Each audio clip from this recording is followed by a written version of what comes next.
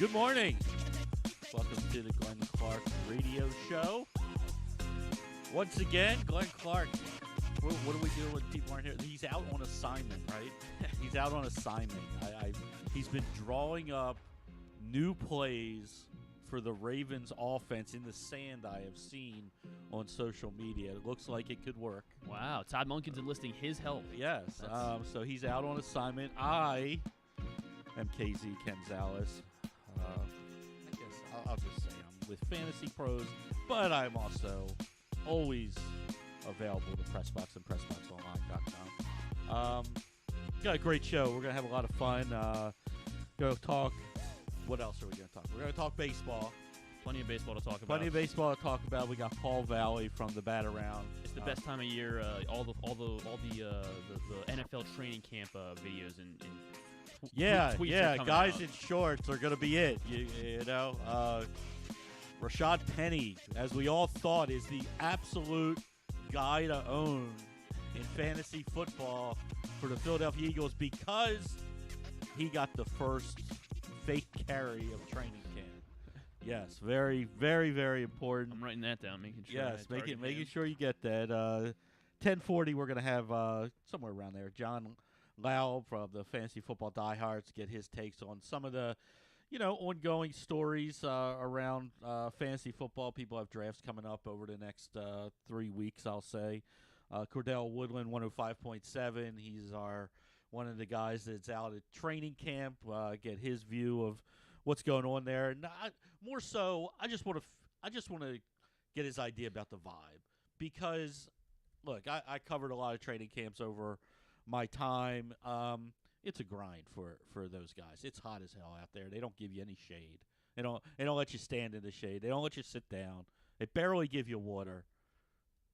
That's not true. Ravens do a nice job, but they do not let you sit down or stand in the shade when you're covering the team. If they're going to be hot, you're going to be hot as well. So I just want to, how does it feel different? Does it feel different? Does it seem different out there? And then we're going to go down on the farm and welcome in about 11:20 Ryan Long, right-handed pitcher in his second year with the Baltimore Orioles organization, just got called up a couple weeks ago to the Bowie Baysox after having a terrific second season with down in Aberdeen. Big kid, 6'6". Yeah. 23 years old. Lots of movement. Pitching the World Baseball Classic. Pitching the World Baseball Classic. We're going to get his thoughts on that. Had a big strikeout apparently in that. I believe I remember it now because doing a little bit of research as we were talking before the show. I remember somebody saying, how cool is it in the Baseball Classic? You get these single A kids, and they're going up against these all-stars that they've probably grown up, dreaming that they would pitch against, and they get that opportunity in the Baseball Classic, and he did pretty well. So we'll talk to him. He was a 2021 draft pick of the Baltimore Orioles. It's funny. It's so hard to be a writer of any sport because you have to write about things like the trade deadline. And you don't know anything. I mean, you can call your sources and things like that, but basically you got to make up a lot of crap. Okay? Yeah, that's what we do. We make up crap. We it's from an educated point of view, but we make up crap. The Orioles, for about 2 weeks, good solid 2 weeks, on every single show. Yesterday, I heard on the MLB network on Sirius XM radio. I don't know who it was that said it, but it was on Mad Dog's show. Okay, Russo's show. It wasn't Russo who said this. It was one of his guests. I wish I knew who it was. He stated that he thought that the Orioles and the Angels could swing a 1-for-1 deal of Ohtani for Holiday, and it would be win-win for each team. Yeah. He said this out loud, and I'm like laughing. It's like, first of all, that's not enough for Ohtani. Okay, you're not getting one person if you were going to trade him. And secondly, maybe the third most untouchable Oriole in the organization is Holiday. Maybe. Yeah. I mean, where? Like, he made it up in his head. He knows nothing about what Jackson Holiday is doing except that he was a number 1 draft pick, and that's it. And what happens last night? First we hear, A, Ohtani's off the trade market. Right.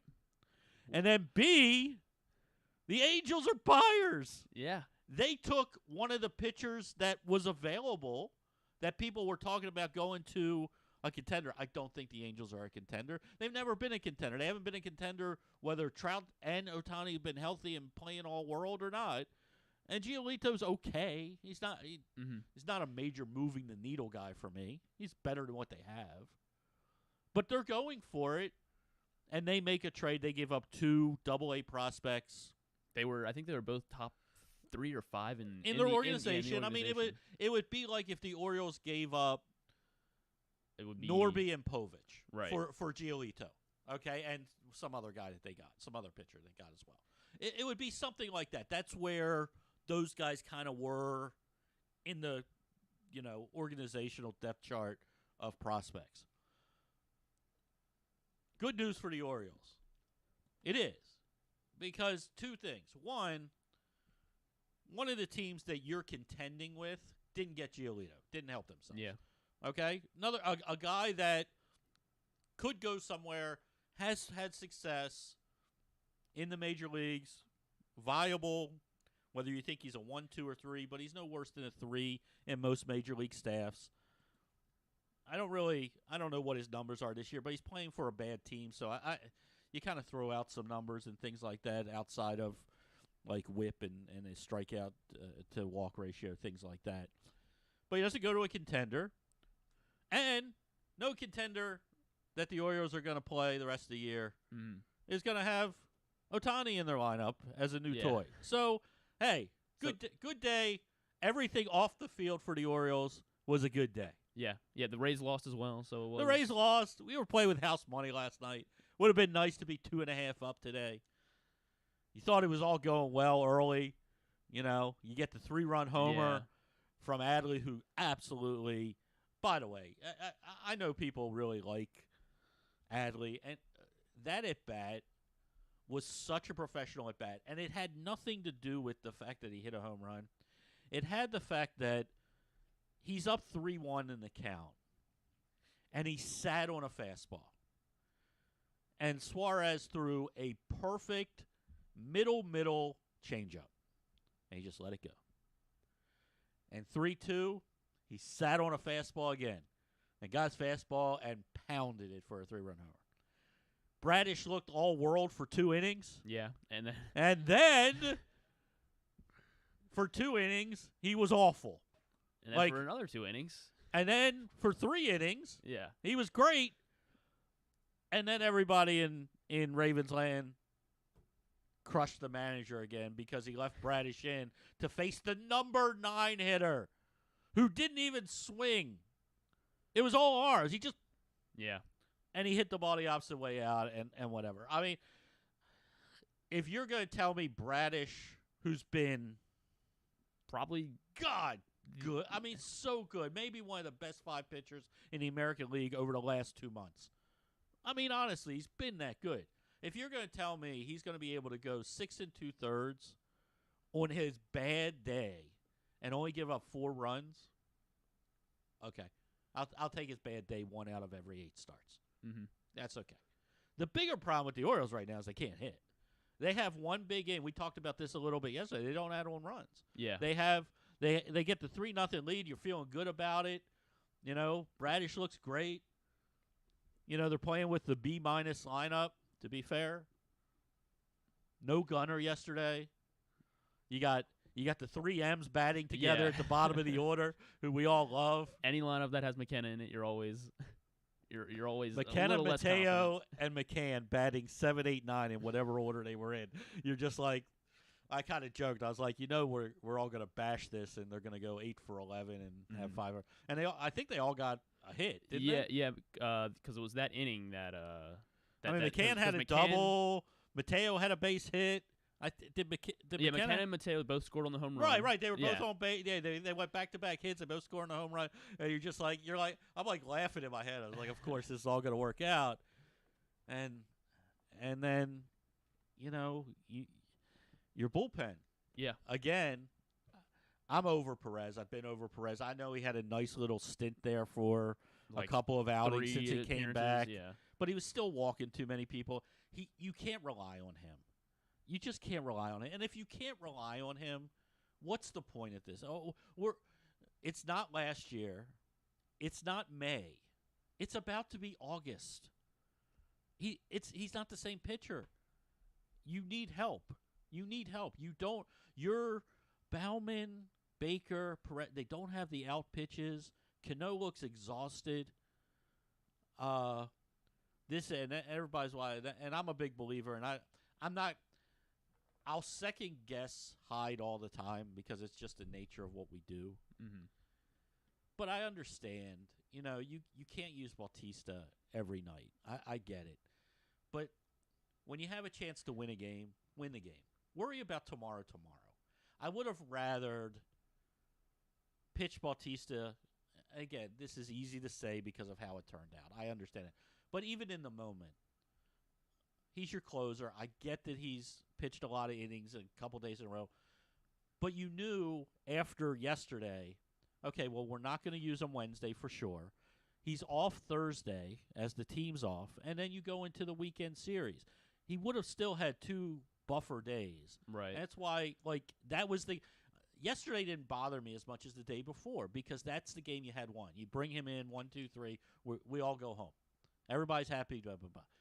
And things didn't work out, but the Orioles have proven to me they'll bounce back.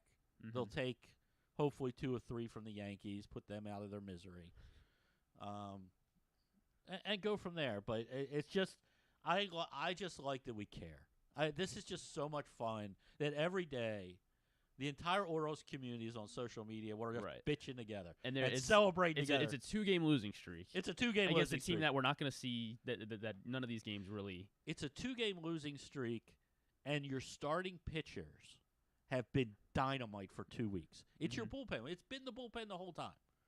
Would it be nice? Do they need to get a starting pitcher because of all the innings? Sure. But they keep proving that the guys that we believe we can trust, like Kramer and the 3 guys that they pitched this in this series, you can trust Kramer, them. Gibson, that you can give them a long leash and they're gonna get through it. And Wells, I mean, they'll back off Wells. Wells just needs a little break. I think he'll be fine.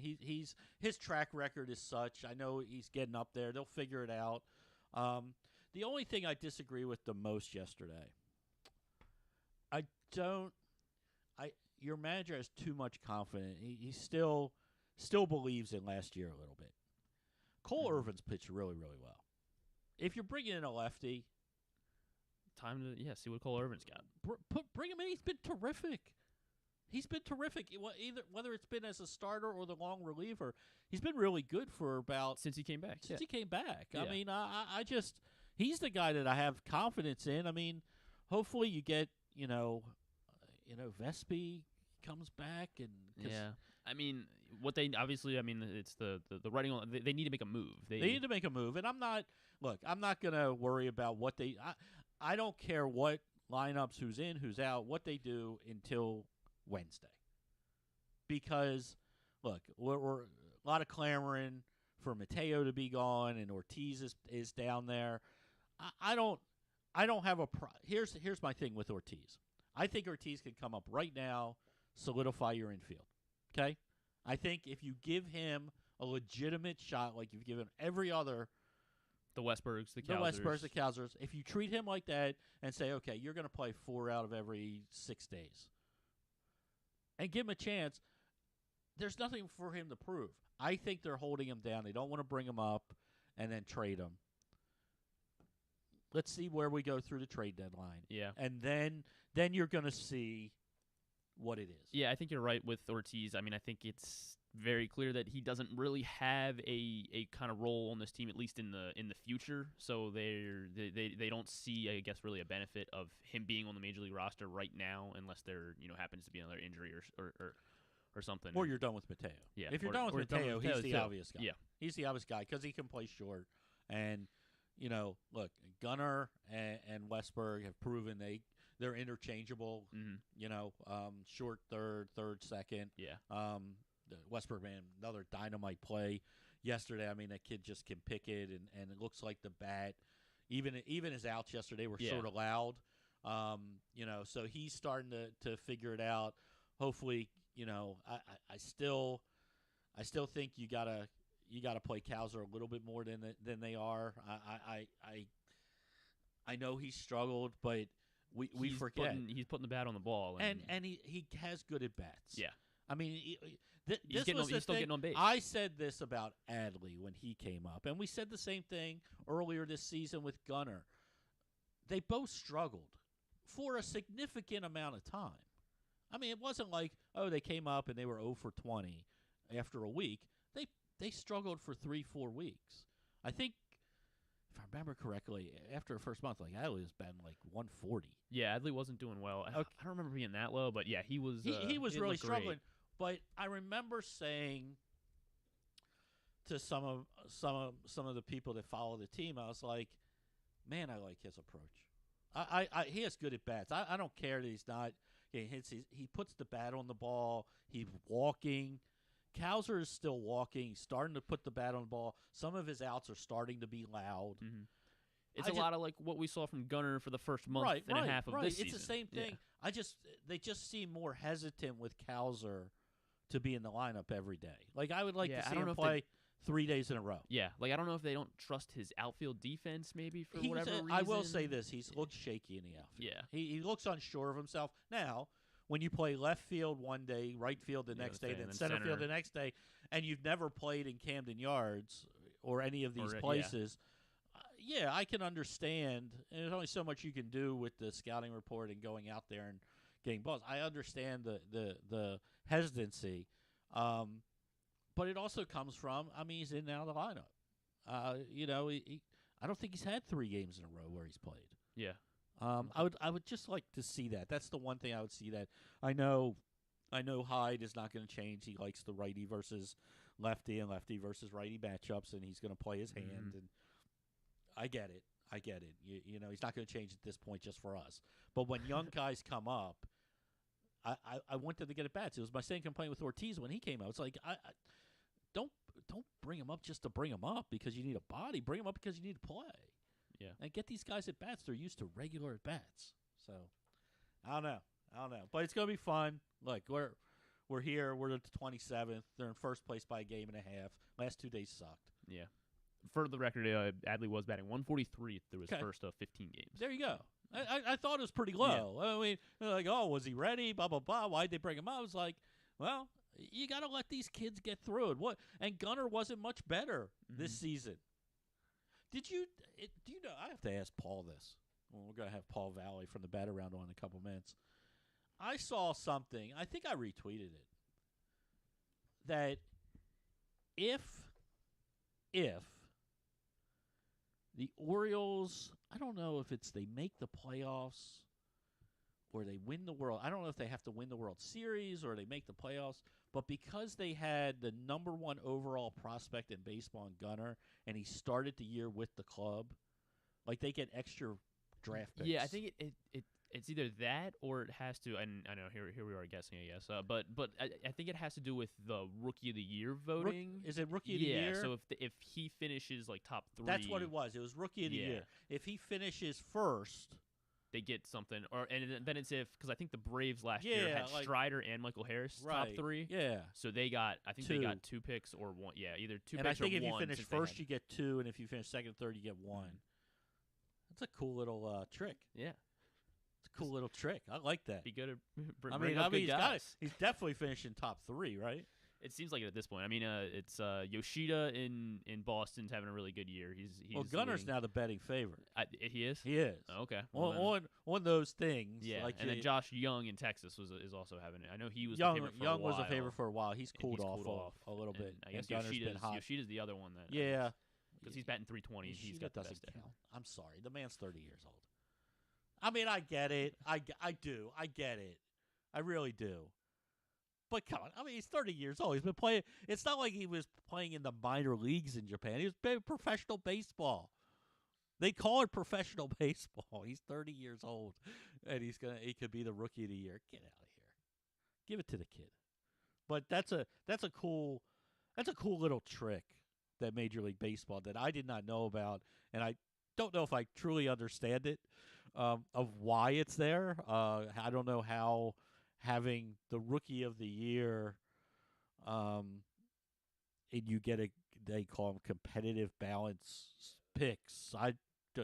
Doesn't that mean you're already I don't know. Was Paul not answer his damn phone? The hell, Paul? Come on, man. It's so I saw that the other day, so that's kind of cool. And then we'll talk a little bit Ravens as we get along. Training camp. We heard from Harbaugh.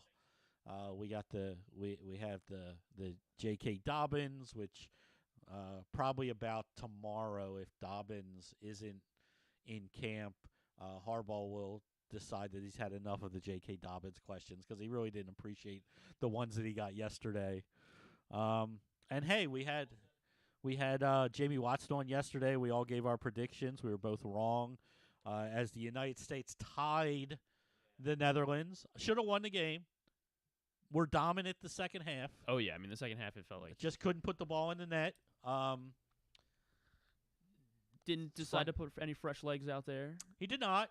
He made one move. He put Rose in at halftime.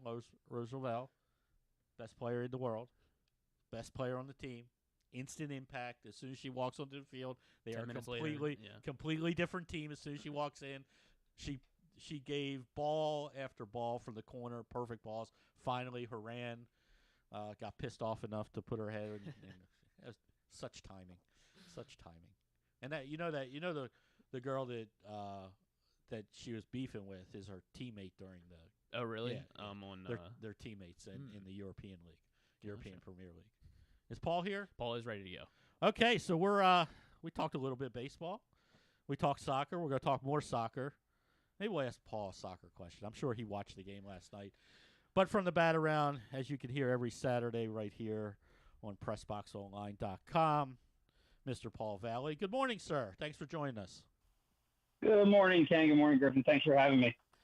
So, Ohtani won't be an Oriole. I know that the national media is very depressed because they just spent 2 weeks telling us that we're going to trade away all of our prospects for him. But how much I know you're not surprised. I don't think any of us are surprised when we got the word yesterday that he wasn't going to be traded.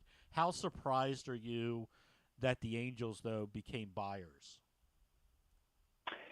I guess not too surprised, simply because of the fact that if they were keeping Ohtani, then they had no choice but to be buyers. For me, them going out and getting Lucas Giolito and Reynaldo Lopez, good for them. I don't think it really doesn't move the needle for me that much because they're going to have to do a whole lot more than that to catch up to Houston and Texas.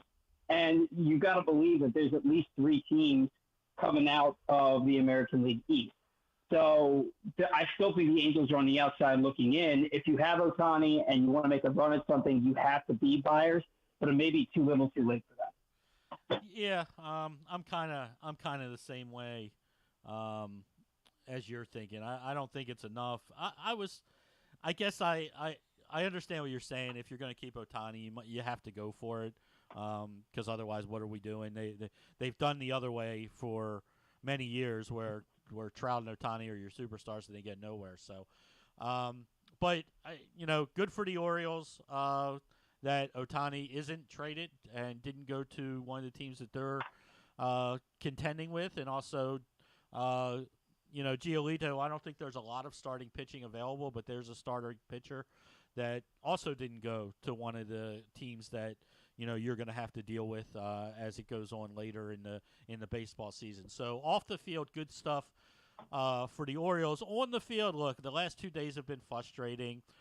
Paul and I have a fun time on social media most games, teasing each other. If anybody doesn't realize, I like Paul a lot and respect his baseball knowledge a lot. We just like to have fun with each other on social. JD, I don't think I'd realize till right now. Oh, okay. Well, that's your problem. No, I'm just kidding. I know. But it's all in fun, and we're all, at the end of the day, besides what we do in the media, we're all fans, and we all want the Orioles to do well, and fans criticize and second guess and all that fun stuff. The last 2 days were frustrating. More so for me Tuesday than yesterday. I'm a big believer in you win the games you can win, and you worry about tomorrow. And I get the whole thing with Bautista, and he had pitched a whole lot, but innings don't matter to me as much as pitches do. Not every when somebody says, well, he's pitched 5 innings over the last 3 days. Well, I don't care if 2 of those innings he threw a total of 14 pitches. To me, it's the number of pitches, and I thought he had some more in his arm for one more day, and then you knew you weren't going to have him Wednesday. You had the off day today. I thought that would have been a better way to go. Even when we were in the moment, I was sitting on an airplane, and I had to stop watching before the 9th inning, but I did get to see that Cano was warming up, and I turned to my son, and I'm like, I'm not sure about this one. I said, I hope it works out. And 2 hours later, I flipped the phone back on and see what happened. What do you do what if you do, and look, Hyde is not above criticism. There are things that Hyde does that drive me nuts. Some of his pinch hitting, some of his decisions of who to bring in relief at what time. It just drives me bonkers, but they're in first place by a game and a half. They have the second best record in all of baseball. You can criticize, but it's hard to really come down too hard on them because of all the success. Yeah, it's anybody that follows me on Twitter knows I've been hypercritical of Brandon Hyde at times, more so last year than this year. I think he's done a much better job this year than he did last year. And I think a lot of that has to do with the fact that he was even though he's been managing since 2019, it was his first time managing in a playoff atmosphere last year. And it's kind of a sink or swim type of situation for him. So I kind of give him the benefit of the doubt last year. This year, I think he's done a lot better with the team overall. And you can't deny the fact that he's got his finger on the pulse of his team. And he knows how to get those guys to play hard day in and day out. I mean, a baseball season, 162 games a year, you have 180-day season, so you only have 18 off days during the regular season, 1 or 2 off days during spring training. You're basically out there grinding from the middle of February, and in the Orioles case, to the middle or end of October this year. That is a lot of baseball. And to keep the team's energy and focus on the field, on the game, that's no small task. And Brandon Hyde has come up to the challenge. He's got that team playing hard. They play for each other. They play for him. The clubhouse atmosphere is loose. They all seem to love each other. And it's pretty unique that he's got a team full of really young players, and they all have that maturity about them to be able to go out there and keep the focus on team and the game at hand instead of worrying about individual stats and making a name for themselves early on in their careers. It's really been remarkable, the job that he's done. And if I'm saying that, then it's got to be true. Yeah, no, I don't disagree with any of that. I think we all, as Oriole fans, we have very short memories, and what I mean by that is, it seems like Oriole fans can't think of back to anything beyond when COVID hit because, to me, the older you get, 5-6 years isn't as long as 5 and 6 years is when you're young. 5 and 6 years when you're young right. seems like forever. When you get to be my age, like the Orioles were pretty good not too long ago. I just, they went through 3 bad years, but they look at what they came out now. I mean, not only are they in first place, but they have the best organization in baseball right now, not because the Orioles are saying it, but because everybody else in baseball is saying it. They have guys that whatever they need outside of really pitching, this organization can go and get down on the farm tomorrow. And it leads me to my next question is, what do you do with if you're the Orioles with the pitching? We just saw Giolito go to the Angels for 2 mid-top 10 prospects from the Angels organization. I don't know if the Angels organization is any good or not. But 28th in farm system rankings. Yeah. Okay. So be that what it may, take that for what it is. I don't know where these prospects really are, but they're 2 mid-level top 10 guys. Who do you want the Orioles to go get, and how many of them do they need to get? So if it's me, my dream package, I have 2 situations that I would love to see the Orioles put themselves in. And I don't think either of them are likely.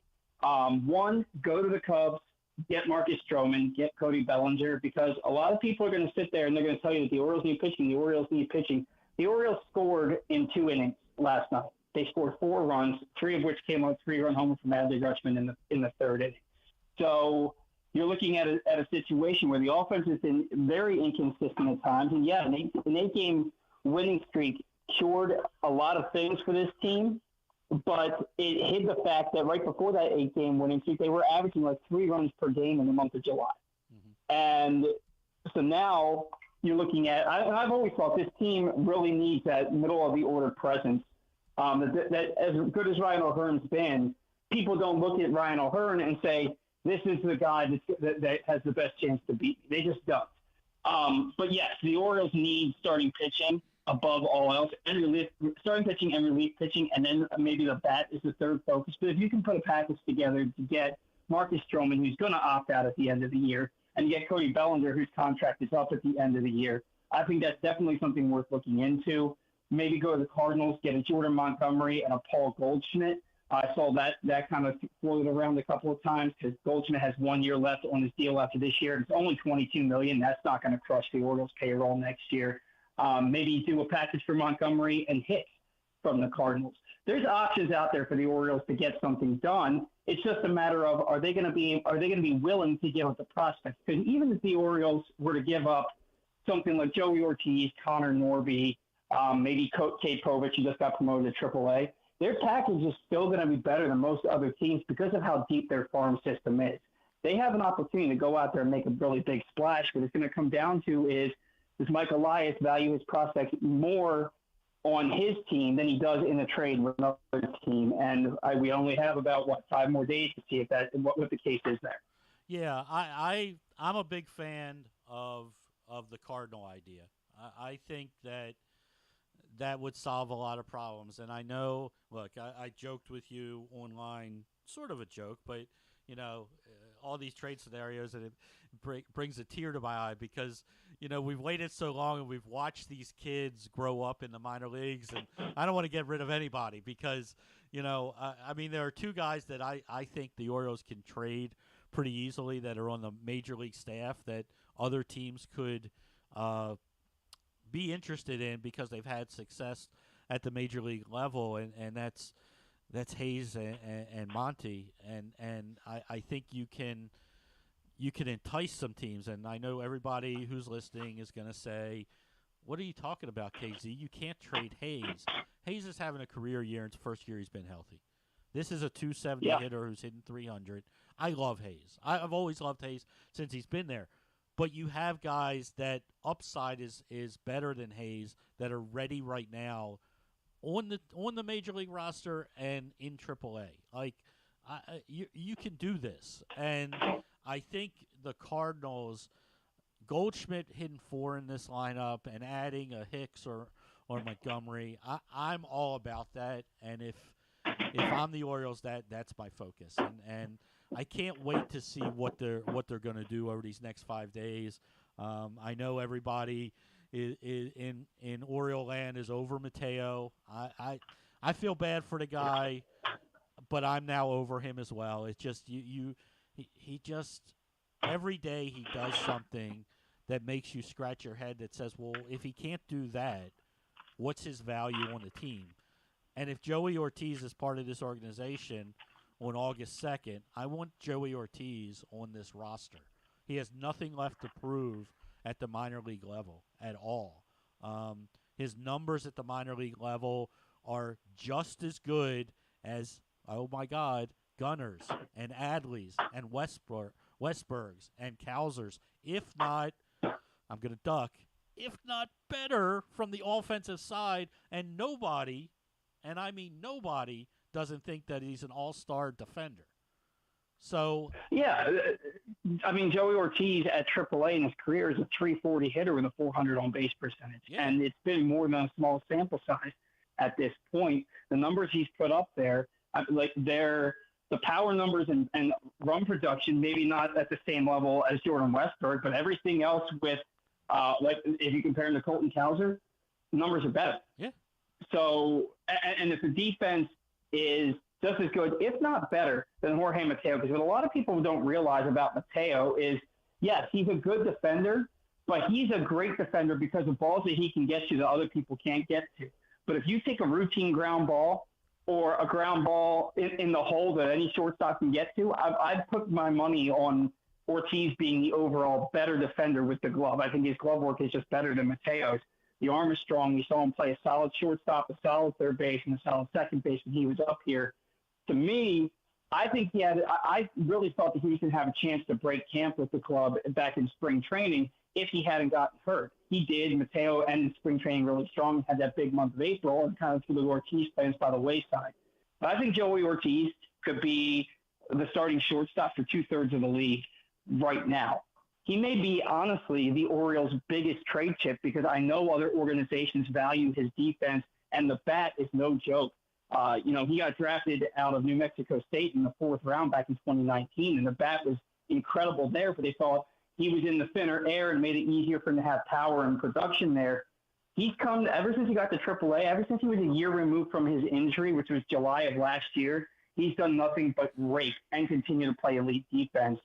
I would love to see him get the opportunity to be the Orioles' everyday shortstop, Westberg at second and Gunnar at third, if he's not traded. And again, he may be the Orioles' biggest trade chip heading into the deadline. Yeah, and that's, we'll see on August 2nd who's still with the organization. The great part is that, when they trade, if they trade a couple of these guys, they still have plenty to go. I mean, the organization is making moves every day with bringing guys up to AA, bringing guys up to AAA.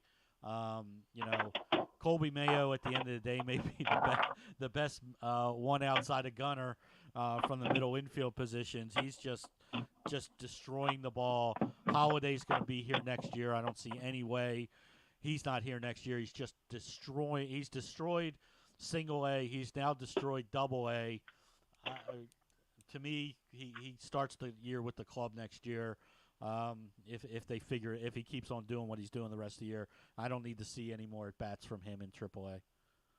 So yeah, he's gonna get an opportunity in spring training. They're gonna give him a long look next year. I mean, the guy's played 9 AA games and he's got 6 multi-hit games. Yeah. All he's done at every level since he was drafted is tear the cover off the baseball, which is, again, it goes back to Joey Ortiz. As good as we may think he is, that might be why he's their biggest trade chip, because he's not going to play shortstop over Jackson Holliday. Right. That's just not going to happen. So he may not have a spot in this organization. And that's why the Orioles are in a position of strength right now, because they basically they know who their starting infield is going to be in 2024. And that excludes guys like Connor Norby, who's been on fire recently and hit over 400 in college. He had 29 home runs last year. It excludes Cesar Prieto, who's been hitting over 330 at AA and AAA this year. And it excludes Joey Ortiz. So the Orioles are really coming from a position of strength right now. They can put together the best package they want without mortgaging the future. keep their young talent and still go out and get a really, really nice player. Again, it's just a matter of what does Mike Elias seem to think will be best for the club. And to be perfectly honest with you, man, I trust whatever he's going to do. He went out there and got Bradish amongst other pitchers for Dylan Bundy. He made some great trades, to get Alex Cobb off the roster. He's just gone out and done everything that he said he was going to do from the moment. Every box has been checked. So for me, I trust that he's going to go out there and put the team in the best position to make a strong playoff push the rest of the year. Sounds good. More good news. Austin Voth rehab assignment moves to AAA today, so hopefully he's another arm that they can rely upon as he gets back in good health and get rid of some of these arms that just can't do it. He is Paul Valle. Paul, what do you got coming up on Saturday? So on Saturday, we're going to have Stan the Fan Charles back for his weekly segment after a week hiatus. And we got everybody's favorite broadcaster, Ben McDonald, just confirmed this morning he will be on the program in the 11 o'clock hour tomorrow. So you're going to want to tune in for that. Everybody's favorite take to rake. We're going to go over the Orioles deadline options and, just talk a lot of Orioles baseball as we head toward the deadline. Sounds good. Paul, thanks so much for joining us. I'll give you a break today. No Orioles game, and we'll be back at it on Friday. I look forward to it, Casey. Always fun talking to you. Thanks for having me. Okay, thanks, man. There he goes, Paul Valle. Listen to him. Saturday, the bat around 10 a.m. right here on PressBox Online and PressBox. You can find the feed on PressBox. You go to X. I got to start saying that. You got to go to X. Yeah. At PressBox Online. Click there. By the way, before we take a break on the other side, we're going to have to get into some fantasy football. John Laub from Fantasy Football Diehards. But go to PressBoxOnline.com/offers while you're waiting for us to come back and get $150 in bonus bets from DraftKings after placing your first $5 bet. See this and other great sportsbook offers at PressBoxOnline.com/offers. You're listening to Glenn Clark Radio. We'll be right back. Catch that festival feeling in Charm City. Everywhere you go, you'll find exciting entertainment, delicious eats, and endless summertime fun. Cheer on the O's at Camden Yards, pick crabs by the waterfront, beat the heat inside a world-class museum, and make memories that will last a lifetime. Go to baltimore.org for more information and to plan your visit. I'm Michael Jangrandy, president of AJ Michaels, your carrier energy expert for 44 years. Save money, energy, and make your home more comfortable and virus-free. Find us at ajmichaels.com. That's ajmichaels.com. Your summer destination is closer than you think at Live Casino and Hotel Maryland. With an expansive gaming floor and incredible dining options ready for you to explore, your adventure awaits. Dine at the new Coho Korean Barbecue House coming in July or on the patio at the Prime Rib. Enjoy the summertime breeze at Orchid Smoking Patio. Limited time packages starting at $229. What are you waiting for? Book now. At Arundel Mills, must be 21. Please play responsibly. For help, visit mdgamblinghelp.org or call 1-800-GAMBLER. All electronic tolling is here to stay in Maryland, and DriveEasyMD.com helps you cruise a little easier. We're Maryland's tolling resource, home to EasyPass, pay-by-plate, and video tolling. It's never been easier to pay your way. DriveEasyMD.com will keep you moving. The Orioles are off and running, out to prove that last season wasn't a fluke, and they are one of the best teams in baseball. Hi, I'm Paul Valle, host of the Bat Around for PressBox. Tune in every Saturday from 10 a.m. to noon as Zach Goodman and I break down every Adley bomb, every Tony Tater, and every save from the mountain. Like a warm hug from Rutschman, the Bat Around has you covered with all things Orioles as we embark on what's sure to be a magical summer in Birdland. So tune in every Saturday for the best in Orioles coverage right here on the Bat Around. It's another exciting weekend of affordable family fun at Prince George's Stadium with the Bowie Baysox. One of the most special nights of the season on Friday the 4th, Navy Night. Come celebrate the newest plebe class. Back-to-back fireworks carry on to Saturday with our pregame Touch a Truck event. And it's the last of our big hitter bobbleheads, Colton Cowser on Sunday for the first 750 fans. Get your tickets now by calling 301-805-6000 or anytime online at Baysox.com. The Bowie Baysox. Let us be your 9-inning vacation. Whether your focus is luxury and comfort, convenience and technologically advanced connectivity, or sporty performance and aggressive styling, we've got the perfect Highlander for you. Check out buyatoyota.com for deals on new Highlanders from your local Toyota dealer today. Costas Inn has been serving up delicious steamed crabs for over 50 years. Lately, the crabs you want to eat when the weather warms up have gotten harder and harder to get. So get your crab eating game plan in place. Make sure to stick this number on your fridge, 410-477-1975. Call ahead and reserve the size crabs you want. You may be able to walk in, but you may also be disappointed at the size or maybe even get shut out altogether. So call ahead, have a plan, and then arrive on your crab eating vacation. Costas also has delicious crab soup and crab cakes. The Costas Inn at 4100 North Point Boulevard. For more than 50 years, they've been satisfying crab lovers in and around Baltimore. That first sip. That first bite. Start your day off right with a delicious breakfast at Royal Farms. Choose from a fantastic selection of fresh Royal Farms breakfast sandwiches and top it off with a rich hot cup of the freshest coffee in the world. At Royal Farms, breakfast is available day and night. It's the freshest breakfast in the world. Real fresh, real fast. Royal Farms. If you need more of Glenn, you can also hear him every Sunday with Rita on 105.7 The Fan. But also, if you need more of Glenn, what's wrong with you? Yeah, what is wrong with you? You don't need more of Glenn. You need more KZ, and you get him for the rest of this show, and then I go off to oblivion. By the way, Stan the Fan Charles, if you missed him last night in his special Wednesday night edition, has changed up the format of his weekly shows. Now every Monday at 6 p.m., Stan will be joined by former Orioles pitcher Ross Grimsley and PressBox's managing editor Luke Jackson to break down the latest news with the Birds. And then every Thursday night, normally, not tonight, Stan and Gary will still chat with a different newsmaker from the world of sports. Last week they chatted with Superbook odds maker John Murray. And this coming week, yesterday, they chatted with Towson football coach Rob Ambrose. So if you didn't get a chance to check it out, go to PressBoxOnline.com. You can click on his show, and you can check it out. You can always watch him live at Facebook.com/PressBox, or like I said, the next day, today. Go right today. now. Right now. Well, no, don't go now. Well, after the show, that's what I'm doing. 12:10 or so. PressBoxOnline.com/video and YouTube.com/PressBoxOnline.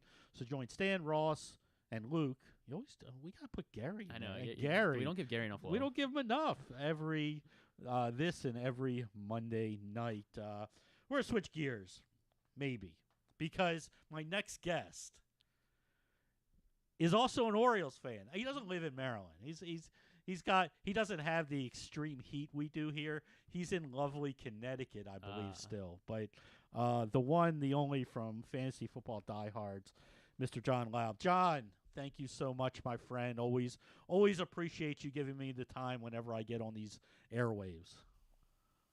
Well, I'm an Orioles fan since 1977 with Jim Palmer and Eddie Murray, and then the 1979 World Series is still probably the biggest heartbreaker in my entire lifetime. I think I was like in 7th grade, 6th grade, not exactly sure what year, but man, when Willie Stargell hit those home runs in Baltimore Game 7, I think I cried for a week. Yeah, that was a tough memory for us all back then. Up 3-1 again, just like in '71, just 3-1 against the Pirates. We never, no matter how good the Orioles are, we never want to see them in the Pirates in the World Series ever again. John, training camp obviously started around the NFL yesterday, so every team looks fantastic and is going to win the Super Bowl because every offensive player is going to be all-world because they're doing well on 7-versus-7 drills yesterday. But, there's a couple of dominoes to still fall in the fantasy world, and one of those big dominoes is Dalvin Cook. He's been rumored to Miami. It seems like he's going to end up in the AFC East because he's rumored to Miami. He's visiting the Jets. New England is still on him. I pray he goes to Miami, not because I want Miami to be better, But if he goes anywhere else, he's just messing with fantasy football players who have already had drafts or are involved in drafts already. Breece Hall, Stevenson in New England. I don't want him to mess up either of those situations. What's your take on Dalvin Cook this year? I do think Dalvin Cook has more NFL value per se than fantasy value, because I understand why an organization would bring Dalvin Cook into its running back room. We've been around long enough, my friend, to know how often running backs get hurt. And if you're like the Jets and you look at the depth chart right now, you have a lot of youth and there are some injuries. We don't really know about Breece Hall. I know people are drafting him. I think he's got a third-round ADP. I've been passing on Breece Hall.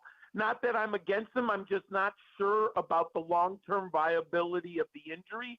And wouldn't you want to make sure he's healthy 2-3 years down the road? And then you have Michael Carter, who I just don't think is a full-time back. And Israel Abanikanda is still a rookie. So I think the Jets are very interested. Now, the Dolphins, I agree with you. I think Devin Achane is the best player right now on the roster for the system. He is just so fast and elusive in space, so he could thrive in that Miami offense. However, I don't like the pieces behind, Devin Achane, Jeffrey Wilson, I'm not that interested in. There's no one who I really like on Miami, so I understand why they would bring in Dalvin Cook also. But no matter what we do, he is going to hurt some best ball teams that I've already drafted. He's going to hurt some early fantasy teams that I drafted. But the only good news is we all take the risk when we're drafting, and Devin Cook, and we still got Ezekiel Elliott out there. They're going to hurt some teams. Yeah, we're going to have Ezekiel Elliott. Leonard Fournette's going to mess something up along the way at some point during the season as well, wherever he winds up going and things like that. But that's why we all don't play in one league or don't draft one best ball team. We draft 100 of them, and hopefully something hits along the way. We got the news yesterday with Aaron Rodgers redoing his contract so the Jets have a little bit more money. But we also have some running backs that are really interesting. Some of them are on PUP like Breece Hall. Closer to home, J.K. Dobbins is on PUP. We think it's more of a contract dispute than an injury thing. And Jonathan Taylor didn't start camp, apparently ready to practice. What are your take on those two players? I mean, Dobbins, has some juice, but also has a crowded backfield. Seemingly Taylor, he's the only game in town. I'm sure he's not real happy with his owner today, but what are your take on those two guys as far as their value right now? Let me stay in Baltimore for the listeners. While I love J.K. Dobbins coming out of Ohio State, I believe I had him as the second best running back in the draft class. I love when he landed in the organization with Greg Roman and Harbaugh. I thought it was a really good fit. But unfortunately, he had the injury, I believe, 2 years ago. Then he missed 6 games early in the season last year because of the injury. So I've been staying away from J.K. Dobbins based on where he's been going off the board. I like other players. Now, this to me just says I'm going to be bypassing him as of now unless I see him on the field in training camp. So I'm putting a big hold on him. I'm just not going to draft him currently at this time at his ADP. Now, I'm always open-minded, right? If he fell to something ridiculous like the 9th round of a fantasy draft, I would then scoop up the value on J.K. Dobbins. But I've been seeing him mostly go off in that 5th and 6th round, and I tended to like receivers or other running backs at that time. So I'm on a hold right now. I'm not willing to pay the higher price in a fantasy draft. Now, John Taylor's just breaking my heart because I have been investing a lot in Jonathan Taylor. From what I hear, I'm not ready yet at this time to say I'm going to drop him or bypass him in my rankings. I still think he's a great second-round draft pick. If I can get him even in the last half, like say I get Jamar Chase in round 1 with the second or third pick, and Jonathan Taylor sitting there at pick number 22 or 23, I'm going to scoop up the value on Jonathan Taylor. I would even be willing to take him earlier in round 2. So at this point, I still feel pretty good about Taylor because I think he'll be on the field for us. Yeah, I tend to agree with you there. I have a lot of Jonathan Taylor. I also have a lot of Breece Hall because I play in a lot of dynasty leagues, and both of these things are just destroying me right now. But here's some positive news from the running back situation. Javonte Williams, not on the PUP, seemingly out in practice for Denver. Denver, to me, is a fascinating fantasy location this year because it was so incredibly bad last year from start to finish. Russell Williams destroyed many of my fantasy teams. You looked on paper and you're just like, oh my God, look where he's going. He's got all these weapons. He's got wide receivers. He's got tight ends. He's got running backs. There's some injuries. And then Nathaniel Hackett may be the worst NFL coach in the history of NFL coaches, apparently. But Sean Payton's now there, and we all love Sean Payton because of the offense that he ran and the teams that he put together in New Orleans. Some words yesterday about how poorly the organization was run last year and things like that. Where are you with Wilson and Judy and Sutton and Javonte Williams in fantasy this year? I'm buying them a lot because I see value in where they're going in drafts so far. Where are you with that? So it's interesting because I think Sigmund Bloom coined the term rational coaching. Well, I would say Hackett was irrational coaching. I mean, I've been watching NFL football for 40 years. It might be more now. The years go by, right, Ken? But I think he was the absolute worst game day coach and ill-prepared offensive coach that I can remember. Maybe since, I remember the guy on the Jets who went 2-24 in the 90s. He was also the Eagles coach. I can't remember his name all of a sudden. But Hackett was awful. We know Sean Payton is a great coach, possible Hall of Fame coach with the Super Bowl. I have to assume rational coaching. And what does that mean? They're going to have a superior game plan. He's going to find weaknesses in the opponent's defense. And he's not going to let Russell Wilson run over him. Not only was Hackett ill-prepared, I think he allowed Russell Wilson to do the coaching and make too many decisions. And I know that's a problem with every quarterback. You can go all the way back to Dan Reeves and John Elway. The quarterback's going to be in conflict with the coach, especially when they've been in the league for a certain amount of time. But I think obviously Russell Wilson was just not able to run the offense efficiently without a strong coach and personality over him. Well, rational coaching says that Sean Payton's not going to allow that to happen. All they have to do is take a modest increase in efficiency. If they get 15% more production in the passing game, the Broncos, the running game should be much more efficient, but let's say they take a 15 to 20% increase because we know Payton is very good at constructing a running game. I love the value of the Bronco players. I think Javonte Williams, I'm moving him up now.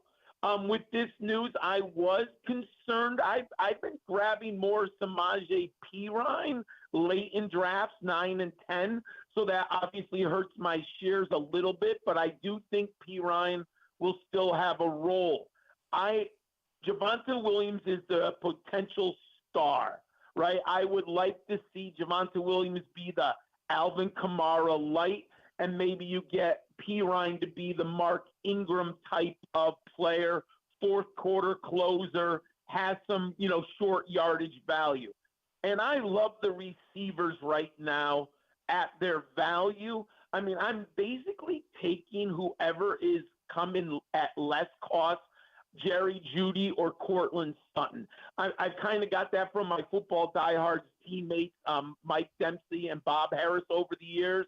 When I like an offense, I will take the less expensive in drafts of the two parts because I think Cortland Sutton has a very high ceiling as the X receiver, kind of like Michael Thomas in that role. But I think Jerry Jeudy is the better route runner. So, I'll take the value pick. And then I think the sleeper right now is the tight end, right? Yep. Dulcich. I think if Greg Dulcich could be 75% of what, I don't want to say Jimmy Graham, but Sean Payton's had, if he can be 75% of the tight end average, I liked him at UCLA. He's a move tight end. I think he's a better route runner than inline blocker. Dulcich is coming. I think his ADP is double-digit rounds. And for the ceiling in Sean Payton's offense, I like that a lot. And why I think the whole thing works, my friend, Denver improved the offensive line. Yep. They were near the bottom last year. Sean Payton had, I think at one time he had the best offensive line in the NFL with New Orleans. I think it was always an underrated aspect of those teams. I expect the offensive line to take a big uptick in efficiency and production this year. Yeah, I'm with you, and I'm going to give anybody that can hear my voice, and you can hear it later as well, go join a best ball league.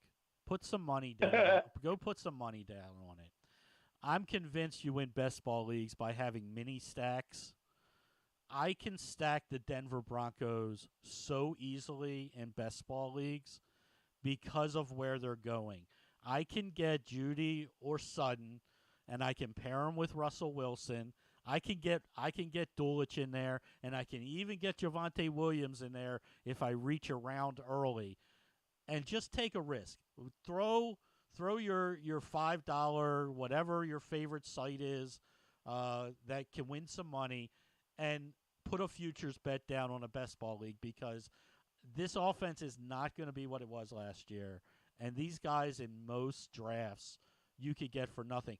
Dulcich is the guy that I own everywhere. If I miss out in round one, depending on where I pick on Kelsey, and if I miss out on Andrews if he's in round 3, because that's as early as I'll take Andrews in a draft, my tight ends, more times than not, are Dulcich and Freiermuth together, and I'm going to be fine. And then I go and grab Thomas from the Redskins with my last pick, and I got 3 tight ends that should be very active. 2 of them could see 100-plus targets this year, and I've got no problem at tight end anymore without paying a price and maybe without drafting one before the 9th round. So I love Dulcich. I think, you looked at what he did last year, even in a bad offense, and as a young tight end, those numbers are really, really solid. So I agree with you there. We're talking with John Laub of Fantasy Football Diehards. You can find John on, am I allowed to say Twitter or X? Wherever you want to find John, whatever you want to call this brave new world. He's at Gridiron Scholar, SCHOL 91. He's got great content.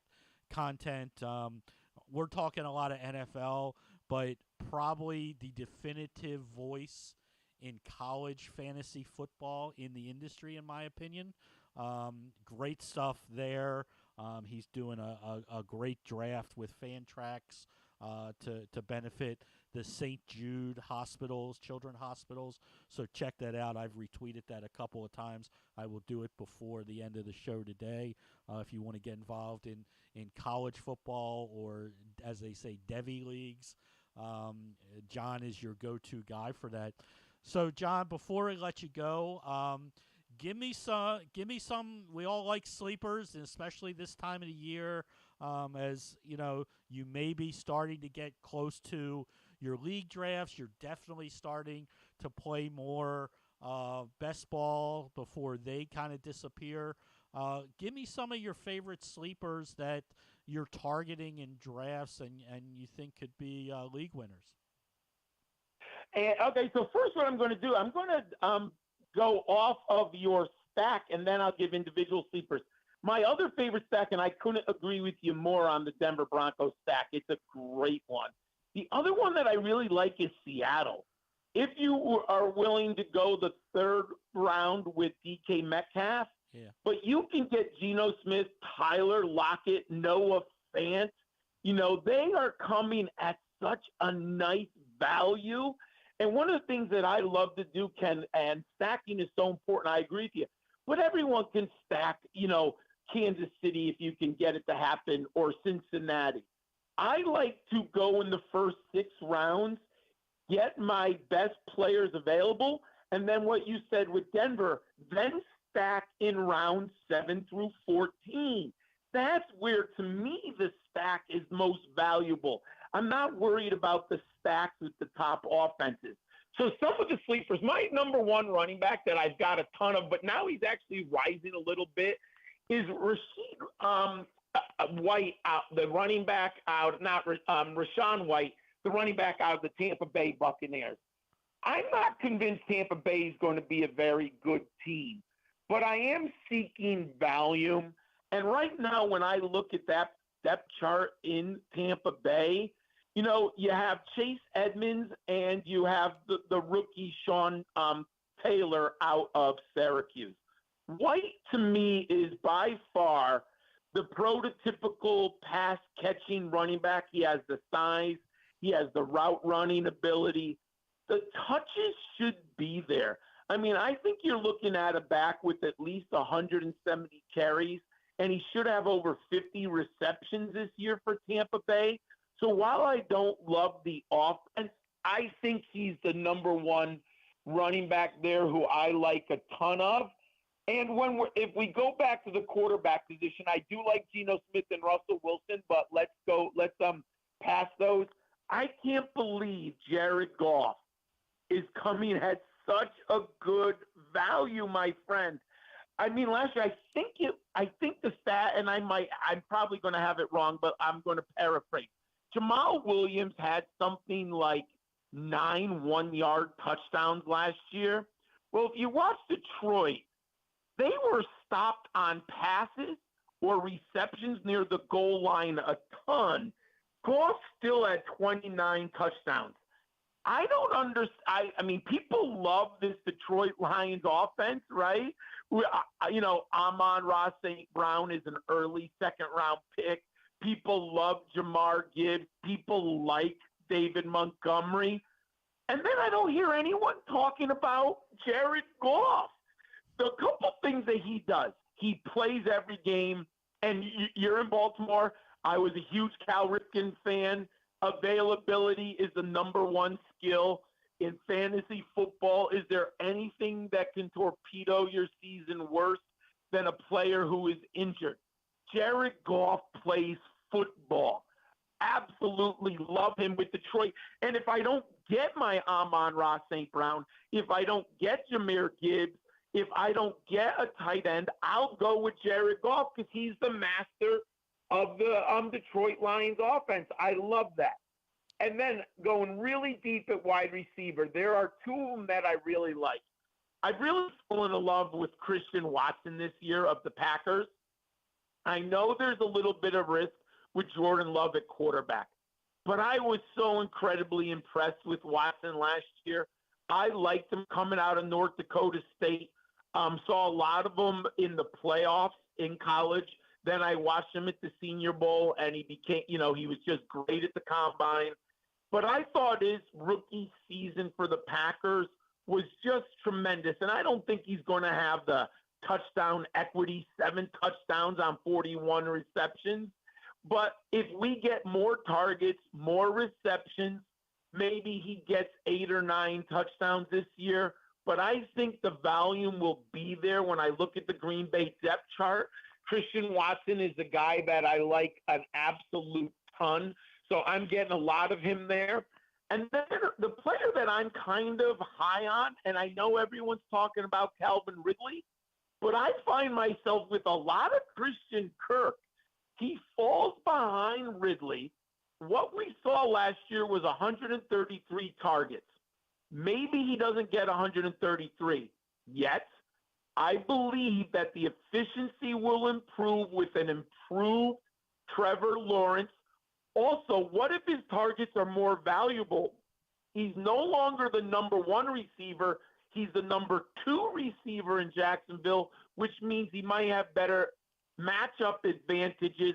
So the value of the targets might be higher. I like Christian Kirk a ton. He falls very low. So if I can get like Christian Kirk and Christian Watson as my second and third wide receivers, I am totally happy with that roster build. He is John Laub. I couldn't agree with you more. I love those names. By the way, Jared Goff is my 9th ranked overall quarterback this year. Criminally.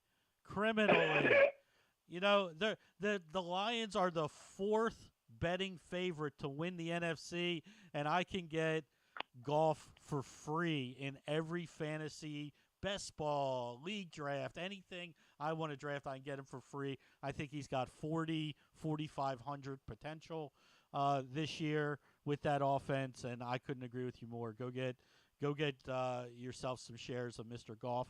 John, as always, my friend, I so appreciate your time. Great stuff as always, and we'll talk to you real soon.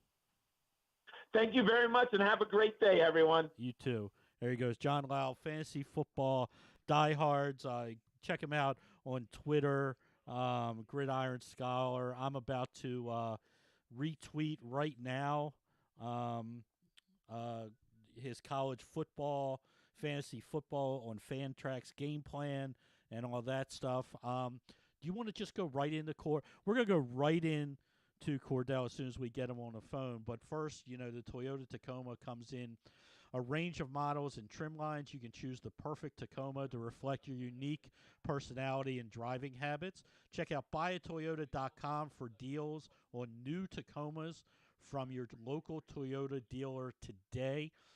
We're not going to take up some time, and unfortunately, you get myself who rambles, and you get John who just is a plethora of information, and we go long.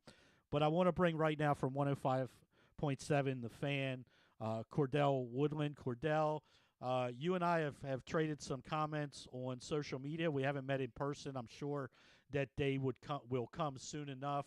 But thanks for joining the show today. Big fan of what you're doing over there at 105.7. You're on site. You're at training camp. Can you just give me the vibe of training camp? I know everybody looks great among all 32 teams, and I know J.K. Dobbins is not there, but can you give me the vibe of training camp after one day? Yeah, and I appreciate the kind words for sure, man. Yesterday was, a nice intro day, first day. The good thing is you don't have any major injuries or anything like that. Nobody had to be helped off the field. But I'll say this. Especially during the Lamar Jackson era, it's been clear that Lamar Jackson is far and away the most popular player on the team. There is a different roar, a different cheer when Lamar Jackson comes out of the building for practice compared to any other player on the team. But yesterday, Odell Beckham gave him a really good run for his money, and that was just something cool to see. The kids, when they get in front of Lamar, they're just, they're crying, they're smiling, they just lose their minds. And Odell Beckham gives them that same exact feeling, and it's just cool to see the way that they engage with everybody. And the turnout was really good yesterday on a day that really wasn't too hot, but today that'll change and really going on from today as we're in this heat advisory. But yeah, yesterday was definitely a good start. Had a couple of plays. I'd say Beckham had the play of the day on a nice stop and go route, and Lamar threw a beautiful ball to him with Rock Ya-Sin in coverage. And I thought Lamar was really sharp yesterday as well. A lot of the passes Lamar made, whether they was over the middle or outside the numbers, they were really wide receiver friendly type of passes. Guys didn't have to overextend or adjust in the middle of the air or anything like that. Lamar was really sharp yesterday, so hopefully those guys can build on that today as well. Yeah, there's got to be, from what I heard, there's a completely new tempo especially to the offense. Obviously the arguably the best wide receiving corps that the Ravens have ever had. The addition of Beckham and obviously Zay, the first round draft pick. Let's flip it around for a quick second. And the biggest news from me, and I used to be out there a lot, and I'm glad that I no longer am, because these next 3 days are not going to be fun for you all. No. With this heat, and they don't let you sit down or go in the shade. So it's going to be as hot for you all as it is for the players. But maybe they'll let you guys go inside the bubble one of these days. But the everybody, and it's the first time I can remember this, everybody passed the conditioning test, which is fascinating to me, because it's got the reputation as one of the hardest ones. In fact, there was a little back and forth on Twitter with Judon and Van Noy, where Van Noy said he did it for fun, and Judon came back and it was like, "You're nuts if you think you did that for fun," because it's awful. I think that's a great sign. I mean, especially for the offensive line, where every rep is going to be important, because we don't know who the left guard is. And there's talks about, what are we calling him? Are we saying he's Sala? Because none of us can pronounce his name. We've been given the green. We've been given the green light to call him Sala, and I'm gonna go with it. They've let us all off the hook. I can't usually pronounce Smith right, and the fact that they're letting us do Sala is just right up my alley. But very rare for a Ravens team to really talk up a sixth-round draft pick like this. They usually have to earn their stripes. They must really see something special in him, that they're considering giving him first team reps from the start. Did you get a chance to look at the offensive line and get any idea of where they may be thinking in the pecking order, especially at left guard? Yeah, I mean, well, the Sala, he's basically taken over that first team reps at left guard really since the start of minicamp. He did it the entirety of minicamp, and yesterday he was right back out there. So I think there is something to be said about the fact that ever since they have at least given him a look with the first team, they haven't gone back. He's been the guy out there, and we'll see if that's the case again today. But it's clear they like him. And I'll say this. When I was leaving the facility on Tuesday, after we spoke to a couple of the players, I literally ran into Sala on the outside. And, I mean, he is a mammoth of a man.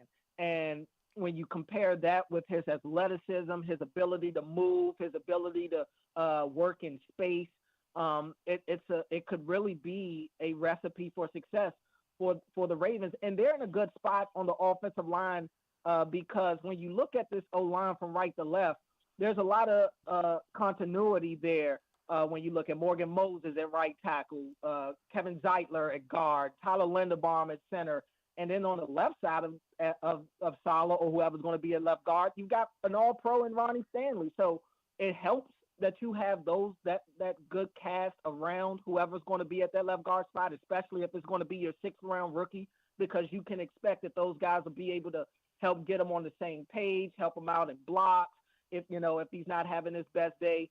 But so far, so good for Sala. And like I said, I think it's definitely a great sign that ever since they've given him an opportunity to be with the first team, he hasn't turned back.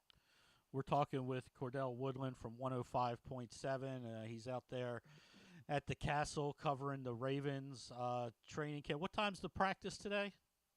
2:35. They're still doing 2:35. They got to move that into the mornings, man. It's too hot out here. Well, when the Commanders come to town in a couple of weeks, practice will be at 9:30. There you go. And next week, practice goes to 1:30. So they're pushing it up little by little. But I think 1:30 will be the earliest practice we have, sadly. Sadly, yes, sadly. Well, hopefully we get this couple of days, and then a cool front comes in for you guys. It's a long hot day. It's a long hot day. Let's go to the defensive side of the ball. I think there are some questions on that side of the ball. I don't know if they are done adding players, but look, the pass rush has potential, as they say. Owe Jabo. I think we can both see what they can do. But this is to me, for Oweh especially, kind of a put up or shut up type year for them. I still have a couple of questions. I know they keep on signing retreads, to be kind, in the secondary. I still think they have some questions there. I think there's a lot of focus on Roxanya and Oweh on that side of the ball. I think if those two guys can handle their responsibilities, it could be very special. What are your thoughts on Oweh for this season and the secondary? Yeah, I mean, I think everybody has questions about Odafe Oweh right now. Going into year 3, we haven't seen the production, specifically the sack production, that you'd like to see from a first-round pick. That's an edge rusher. I mean, it just is what it is. And maybe we shouldn't be surprised, right? I mean, this is a guy that came out of college with 0 sacks in his final year. So should we really be surprised that he's not racking up the sacks? Now, his rookie year, you know, especially the first half of his rookie year, he was phenomenal. You know, he's making game-winning tackles, game-winning sacks, strip sacks, stripping the ball out to win games. I mean, he was a big-time playmaker, and he was a guy that they were moving all around that defensive front. And it's kind of seemed like he has regressed ever since then. We know he had the shoulder surgery after last season, or after his rookie season, which kind of hindered his second year a little bit in terms of him getting able to, instead of trying to get better in the off season, he's rehabbing in the off season, and that is a big difference for sure. And I don't want to make it seem like Odafe Oweh doesn't do anything good. Like, he is a good edge setter. He helps in run support, and I will say there were quite a few times where Justin Houston probably got the benefit of getting the sack, the actual sack, when Odafe Oweh was the guy that was there first. Now, maybe he didn't bring him down, you know, and that's probably something he needs to work on as well, actually finishing plays. When you're a speed rusher, your job is to get there, not almost get there. And I think that's got to be the next phase in Odafe Oweh's game. Going from that almost guy to, okay, I'm the guy that's making plays. I'm the guy that's making those game-changing plays. And I think he can do it. He's got the ability, no doubt. I think the talent is there. I don't have a doubt about that at all. And I think the hire of Chuck Smith could honestly turn out to be maybe the best offseason move that the Ravens made this offseason outside of re-signing Lamar, because if Chuck Smith can revive Odafe Oweh and really maximize David Ajabo on that other side, and hey, maybe even take Justin Madubuike and some of those guys' pass rushing game to the next level as well, that'll be a huge win for them. In terms of the secondary, I think, you know, the same there. Question marks are valid. You look at it, you don't really know who the nickel corner is going to be. I mean, Kyle Hamilton is definitely going to still play a big role with that because he was so good at it last year. He's going to be that hybrid safety nickel corner guy. Brandon Stevens, I think, is going to be in that same type of role. You may see him on the back end of the defense. You may see him in the box. You may see him at nickel corner. He's going to be another one of those chess pieces. But Rock Ya-Sin is going to, you know, everybody's kind of waiting to see what he does. And he got tested quite a bit yesterday. And I think that's going to be the case for him throughout the season. Teams are going to look at it and like, who would I rather throw at? Marlon Humphrey or Rock Ya-Sin? And it's going to be Rock Ya-Sin every single time. And when you play in the AFC North and you're going up against teams like the Bengals who have multiple wide receivers you have to guard, he's definitely going to have his hands full. So I think he can play, but how good he will be remains to be seen. How healthy he'll be remains to be seen because he's dealt with injuries throughout his career as well. But I'm looking at guys like Pepe Williams and Jalen Armour-Davis and Caillou Blue Kelly, some of these young guys. Can they make a name for themselves? Can they find a way to make a big enough impression on these coaches to where they're getting legit playing time? I think the coaches would like for Jalen Armour-Davis to really show them something and force their hand to put him on the field. I think he has the measurables and the skill to play it, but can he stay healthy? And can he be productive enough on a consistent enough basis to keep him on the field remains to be seen. But yeah, I think there are a ton of question marks around this defense, which I still expect to be really good. But sadly, I don't think the question marks we have about them will get answered until maybe halfway through the season. Fair and good stuff as always from you, Cordell. Make sure the next time you see our friends Glenn Clark and Sarita, ask Glenn what KZ's view is on Adafi Owe, and then you and I will have a conversation. Hey, he's Cordell Woodland, 105.7. You can catch him. What do they got? I know the schedules are crazy now. What do they got you on now, Cordell? Yeah, I'm on mostly Monday, Tuesdays, and Thursdays. What time I'm on depends on the Orioles game. Since the Orioles are off today, I'll be on at 6. I'll be on from 6 to 8. But usually when the Orioles play, my show starts pretty much at the same time as the Orioles game. There you go. Well, make sure you check him out. Good stuff as always, my friend. Keep on doing what you're doing. Hope to meet you down the line at some point, face to face. And we'll talk to you real soon. Appreciate you coming on. Yeah, appreciate you having me. There he goes, Cordell Woodland, 105.7. Check him out tonight, 6 p.m. on 105.7 The Fan. We're going to take, I don't know if it's our first break, our second break, our final break. I don't know what it is, but, while there's a break, if you're in your car, the latest edition of PressBox is available now, and on the cover, Dave Ginsburg remembers Goose as he looks back at the impact of the late Tony Saragusa had on both on and off the field in Baltimore. Plus, he explains how Goose's kids are working to continue that legacy with the Goose Flights program. Also inside, Todd Karpovich profiles the path Tyler Wells has taken to become a star in the Orioles rotation. And you'll find a special summer travel guide with information about events and activities throughout the great state of Maryland.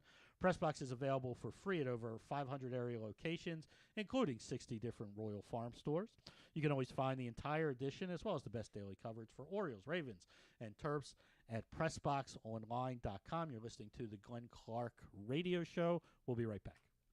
Hike to new heights. The best view is yours in Washington County. Our iconic scenic overlooks provide some of the most breathtaking vistas in the Mid-Atlantic. Some are very easy walks, some can be driven to, and some are the payoff for a moderate to difficult hike. All are near quaint small towns that offer great dining, shopping, hiking gear, and more. Explore our 5 national parks for iconic vistas and wineries with breathtaking views. Visit our quaint historic towns and make your stay unforgettable. Learn more at visithagerstown.com.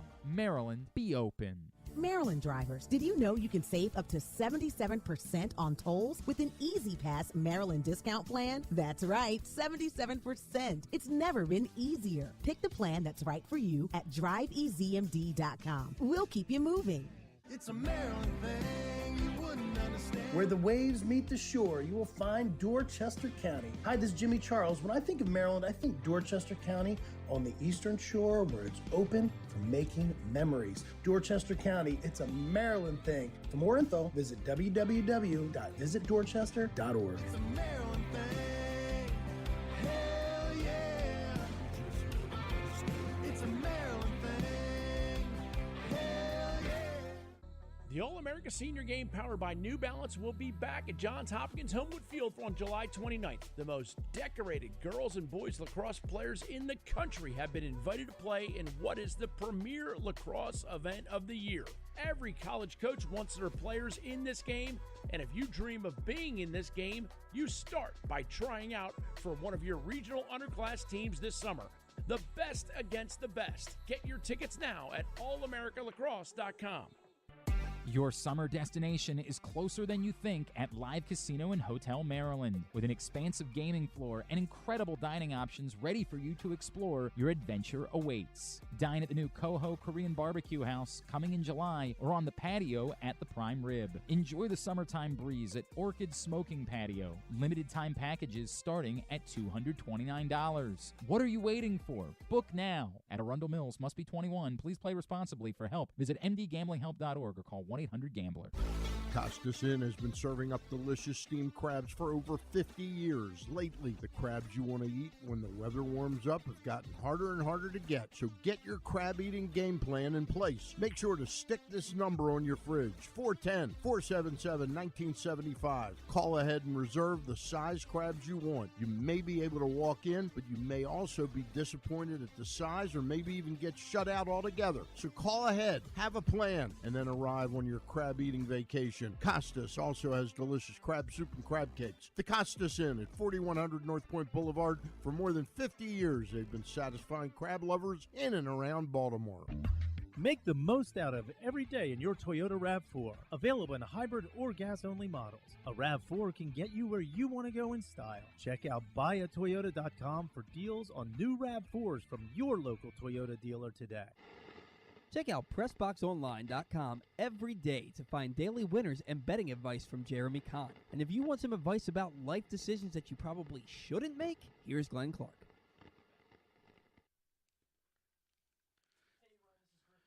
Hey, y'all doing? Apparently we're back. Nobody told me this.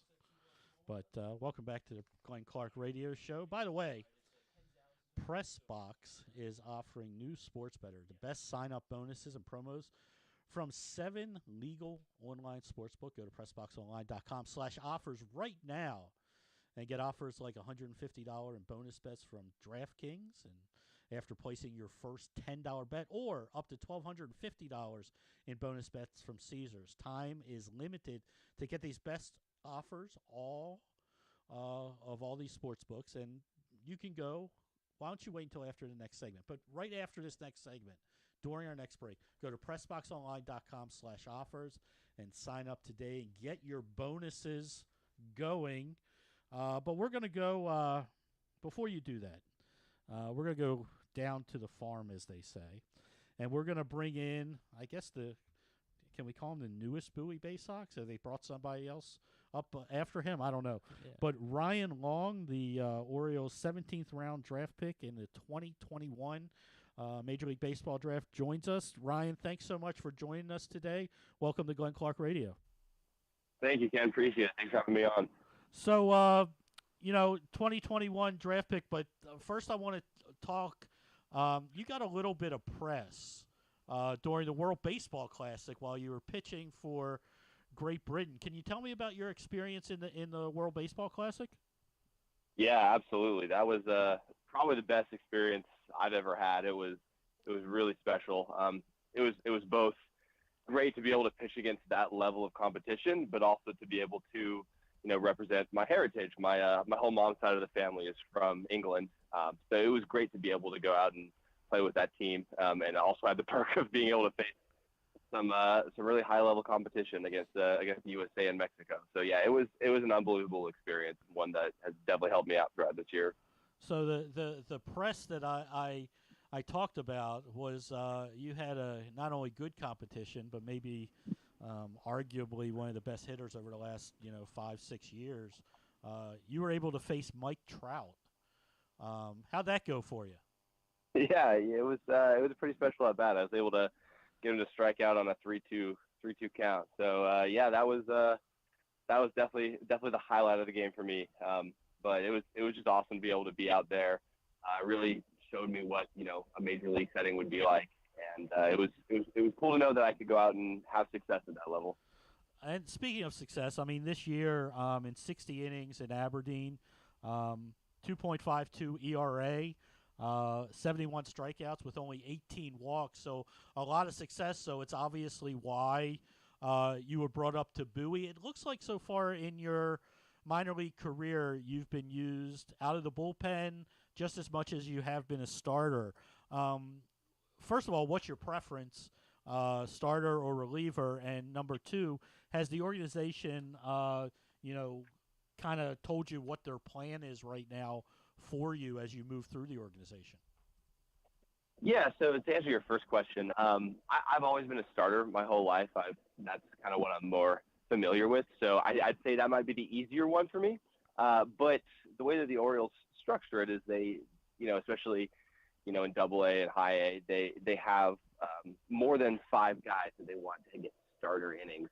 So what they'll do is they'll throw say, a second starter after the first starter. So when I'm getting relief outings, they're planned, and they're usually supposed to be, around 4 or 5 innings.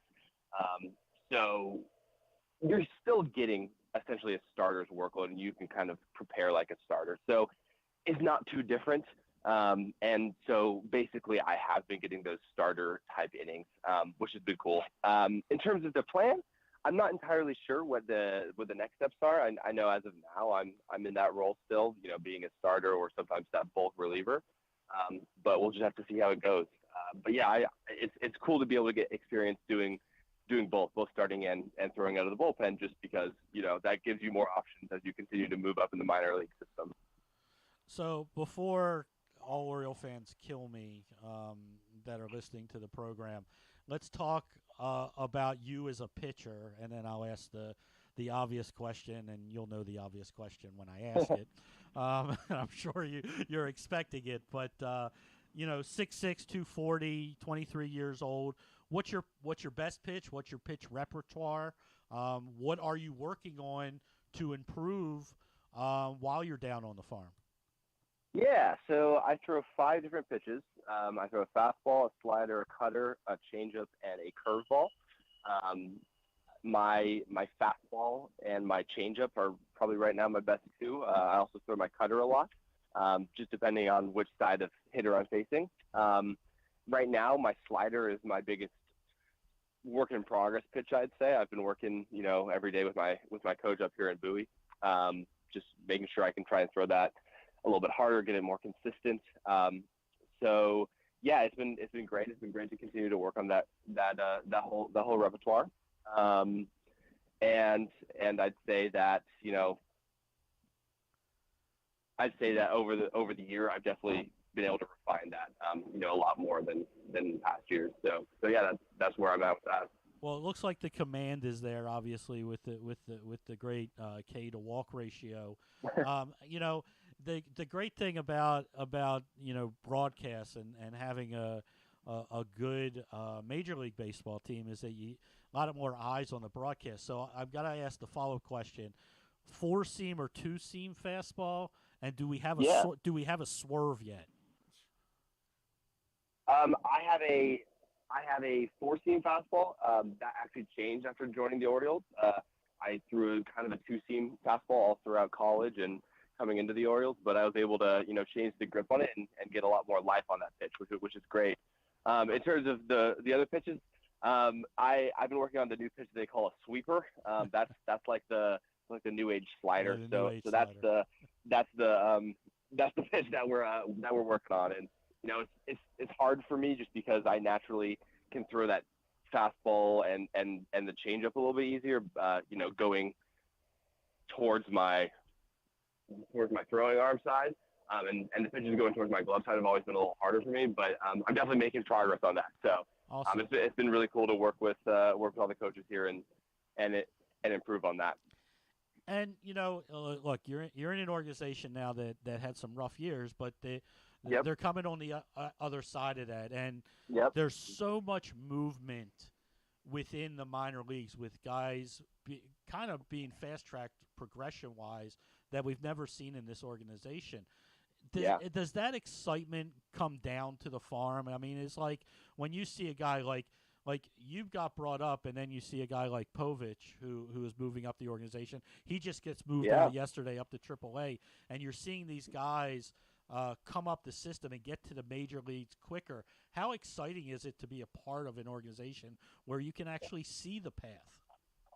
Oh, it's extremely exciting. I mean, there's a few parts of it. One, the major league team is great right now. They're the best team in the American League, and seeing that success up there with guys who were just in the minor leagues last year, or even this year, is awesome. I mean, it shows you, okay, you can go up there and have a role on that team pretty soon. And yeah, it's really cool to see guys, hitting their milestones and moving up in the system. Like, hey, yesterday we all got to see him move up in the locker room yesterday, and that was awesome. And it just shows you as long as you keep working on what you're working on and improving on all the things that you're working on with the Orioles and having success in the field, there is space for you at the next level no matter what. So yeah, it's really great to be part of this organization, especially right now. Okay, elephant in the room. Jackson Yep. Jackson Holiday, number one overall prospect. You haven't seen him. You've got to see him for a couple of weeks now. For those that haven't been able yet to get to either Aberdeen or Bowie and see this 19-year-old kid, Mm-hmm. what just makes him? I mean, he's like the hottest name in the minor leagues. What just? Yeah. What do you give me your scouting report of this kid? Yeah, well, I mean, I've been lucky enough to be at every single level, both Delmarva, Aberdeen, and Bowie, every time he's made his debut. So I've actually been with him a lot now, and man, he's a special player. He's really a true 5-tool player. All the hype is real. He's just a mature kid who goes about his work, in a very pro way. He's always working on improving his game. He's never satisfied with where he's at. He takes all the small facets really importantly, right? Even if he's having a bad day at the plate, which isn't very often, he'll go out and play a great shortstop behind you. So yeah, he's a special player. I mean, I've never seen a 19-year-old be able to play the game like this, and he's been moving really fast, and I think he will continue to. He's definitely a part of them. A very, he's going to be part of the Orioles very soon, I'd say. But yeah, he's special. I'd definitely say come out to Bowie to watch him while you can. I'm not sure how much longer he'll be here. It seems like that's been the case all along as he's moved through. All of a sudden we're going to go to Aberdeen. We're going to go to Aberdeen next week. Oh, he's not there. Exactly. Yeah. So Ryan, before we let you go, and I truly appreciate your time. When you're not playing baseball, what's life? What do you do in your time off? Hobbies, pets, or the whole gamut. Yeah. So I'd say during the season, a lot of the time off is just really trying to get the time you can in the morning to do whatever you can to just relax. So for me, that's doing a lot of reading. On the road, I room with Alex Pham, who's also having a great year, and we love watching shows and stuff at night. So that's been really fun.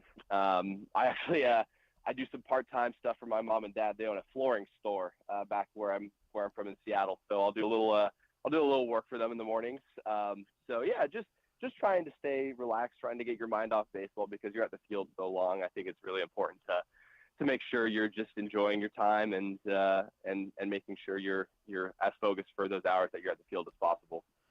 Okay, I've known Glenn Clark for a long time, who's the main host of this show. So I have to ask, based on your answer, what shows are you streaming? What are you guys what are you watching now? What are you watching that we should be watching? What am I watching? Let's see. I just finished a show on HBO called Barry. It's about this hitman who shows up in an acting class and starts trying to become an actor. It's starring Bill Hader. It's a pretty funny but also intense show. It's a good combo. And then outside of that, just some other some mindless stuff like I Think You Should Leave on Netflix. Just a pretty funny comedy show. So just trying to. It seems like I think keep you the should mind leave. off baseball, like I said. It seems like I Think You Should Leave is a necessity for everyone in the Orioles organization right now. Yeah, I know Adley's made that pretty popular. He's talking about it all the time. But yeah, I've been watching that show since my college days with my buddies in college, and we loved that. So yeah, I've gotten some guys on the team onto that too. So yeah, it's a pretty funny show. So if you want something a little bit more serious, my son, who's 19 now, just turned me on to Hijack. Hijack. Yes, very, very. I've watched 2 episodes and I'm hooked. And he awesome. It's the first show I think that he hasn't tried to just binge watch, and it comes out as they come out when they're first done, one a week, and he's very upset at the end of every show that he's got to wait another week. So that may be another one to check out when you have some time. Absolutely will. Yeah, Ryan, it's been a delight to get to know you. Continued success as you make your way through the organization, and we hope you're successful. We hope to see you at the big club sooner than later. Thank you very much. Appreciate you having me on. Okay, take care. Ryan Long, Bowie Baysox, sounds like just a terrific guy. A lot of fun, enjoying his time. if you get a chance to go on YouTube, he is the single A pitcher that they spoke about that struck out Mike Trout during the World Baseball Classic. And just sounds like a really good guy. It's my first time ever talking to him, and probably our first time ever talking to him on Glenn Clark Radio. But I hope he continues his success. And 6'6", 240 pitchers do not grow on trees. Yeah, he's an exciting. I mean, it's hard not to get excited, I guess, when any Orioles pitching prospect has success right now, just since that's where they're more thin. But it's nice to see that there are pitchers do exist in this organization. Yeah, they do exist. I mean, look, obviously the offense, they have more offensive players, field players in the organization that are ready to go. But there are some pitchers, and we saw in the Major League Baseball draft. I mean, they took the most pitchers they ever have in the Elias era. They were able to sign all the ones that they expected to sign. There were a couple that, Witt would have been nice, but that was a pipe dream. That was just like, let me see if we can throw a couple dollars at him and he'll stay, and blah, blah, blah. It didn't work out. But, no, really really enjoyed that interview. Wish Ryan nothing but success as we go forward. We're going to I think we're going to take our final break. When we come back, we'll get into your fighting segment. Yes, fighting words. Fighting words. Big weekend for the fight. I'll for the take fight world. It's not my thing. It's so not whatever. okay. I'm going to be no good at this. Okay. I do not play. My son does. I don't play in that arena. Gotcha. But you're listening to Glenn Clark Radio, and we'll be right back. Another exciting weekend of affordable family fun at Prince George's Stadium with the Bowie Baysox. One of the most special nights of the season on Friday the 4th, Navy Night. Come celebrate the newest plebe class. Back-to-back fireworks carry on to Saturday with our pregame Touch a Truck event. And it's the last of our big hitter bobbleheads, Colton Cowser on Sunday for the first 750 fans. Get your tickets now by calling 301-805-6000 or anytime online at Baysox.com. The Bowie Baysox. Let us be your 9-inning vacation. The All-America Senior Game powered by New Balance will be back at Johns Hopkins Homewood Field on July 29th. The most decorated girls and boys lacrosse players in the country have been invited to play in what is the premier lacrosse event of the year. Every college coach wants their players in this game, and if you dream of being in this game, you start by trying out for one of your regional underclass teams this summer. The best against the best. Get your tickets now at allamericalacrosse.com. Soak up summertime fun in Charm City. Enjoy only in Baltimore festivals, mouth-watering eats, and endless entertainment. Cheer on the O's at Camden Yards. Pick crabs by the waterfront. Beat the heat inside a world-class museum and make memories that will last a lifetime. Go to baltimore.org for more information and to plan your visit. I'm Michael Jangrandy, president of AJ Michaels, your carrier energy expert for 44 years. Save money, energy, and make your home more comfortable and virus-free. Find us at ajmichaels.com. That's ajmichaels.com. The latest edition of PressBox is available now. On the cover, Dave Ginsburg remembers Goose as he looks back on the impact that late Tony Saragusa had both on and off the field here in Baltimore. Plus, he explains how Goose's kids are working to continue that legacy with the Goose Flights program. Also inside, Todd Karpovich profiles the path Tyler Wells has taken to becoming a star in the Orioles rotation. And you'll find a special summer travel guide with information about events and activities throughout the state. PressBox is available for free at over 500 area locations, including 60 Royal Farm stores. And you can always find the entire edition, as well as the best daily coverage of the O's, Ravens, and Terps at PressBoxOnline.com. That first sip. That first bite. Start your day off right with a delicious breakfast at Royal Farms. Choose from a fantastic selection of fresh Royal Farms breakfast sandwiches and top it off with a rich hot cup of the freshest coffee in the world. At Royal Farms, breakfast is available day and night. It's the freshest breakfast in the world. Real fresh, real fast. Royal Farms. It's a Maryland thing you wouldn't understand. Where the waves meet the shore, you will find Dorchester County. Hi, this is Jimmy Charles. When I think of Maryland, I think Dorchester County on the eastern shore where it's open for making memories. Dorchester County, it's a Maryland thing. For more info, visit www.visitdorchester.org. It's a Maryland thing. Hell yeah. It's a Maryland thing. Hell yeah. If you miss anything on the show, don't forget that you can watch full episodes at youtube.com/PressBox online, and you can download podcasts on Apple, iTunes, Amazon, and Grindr.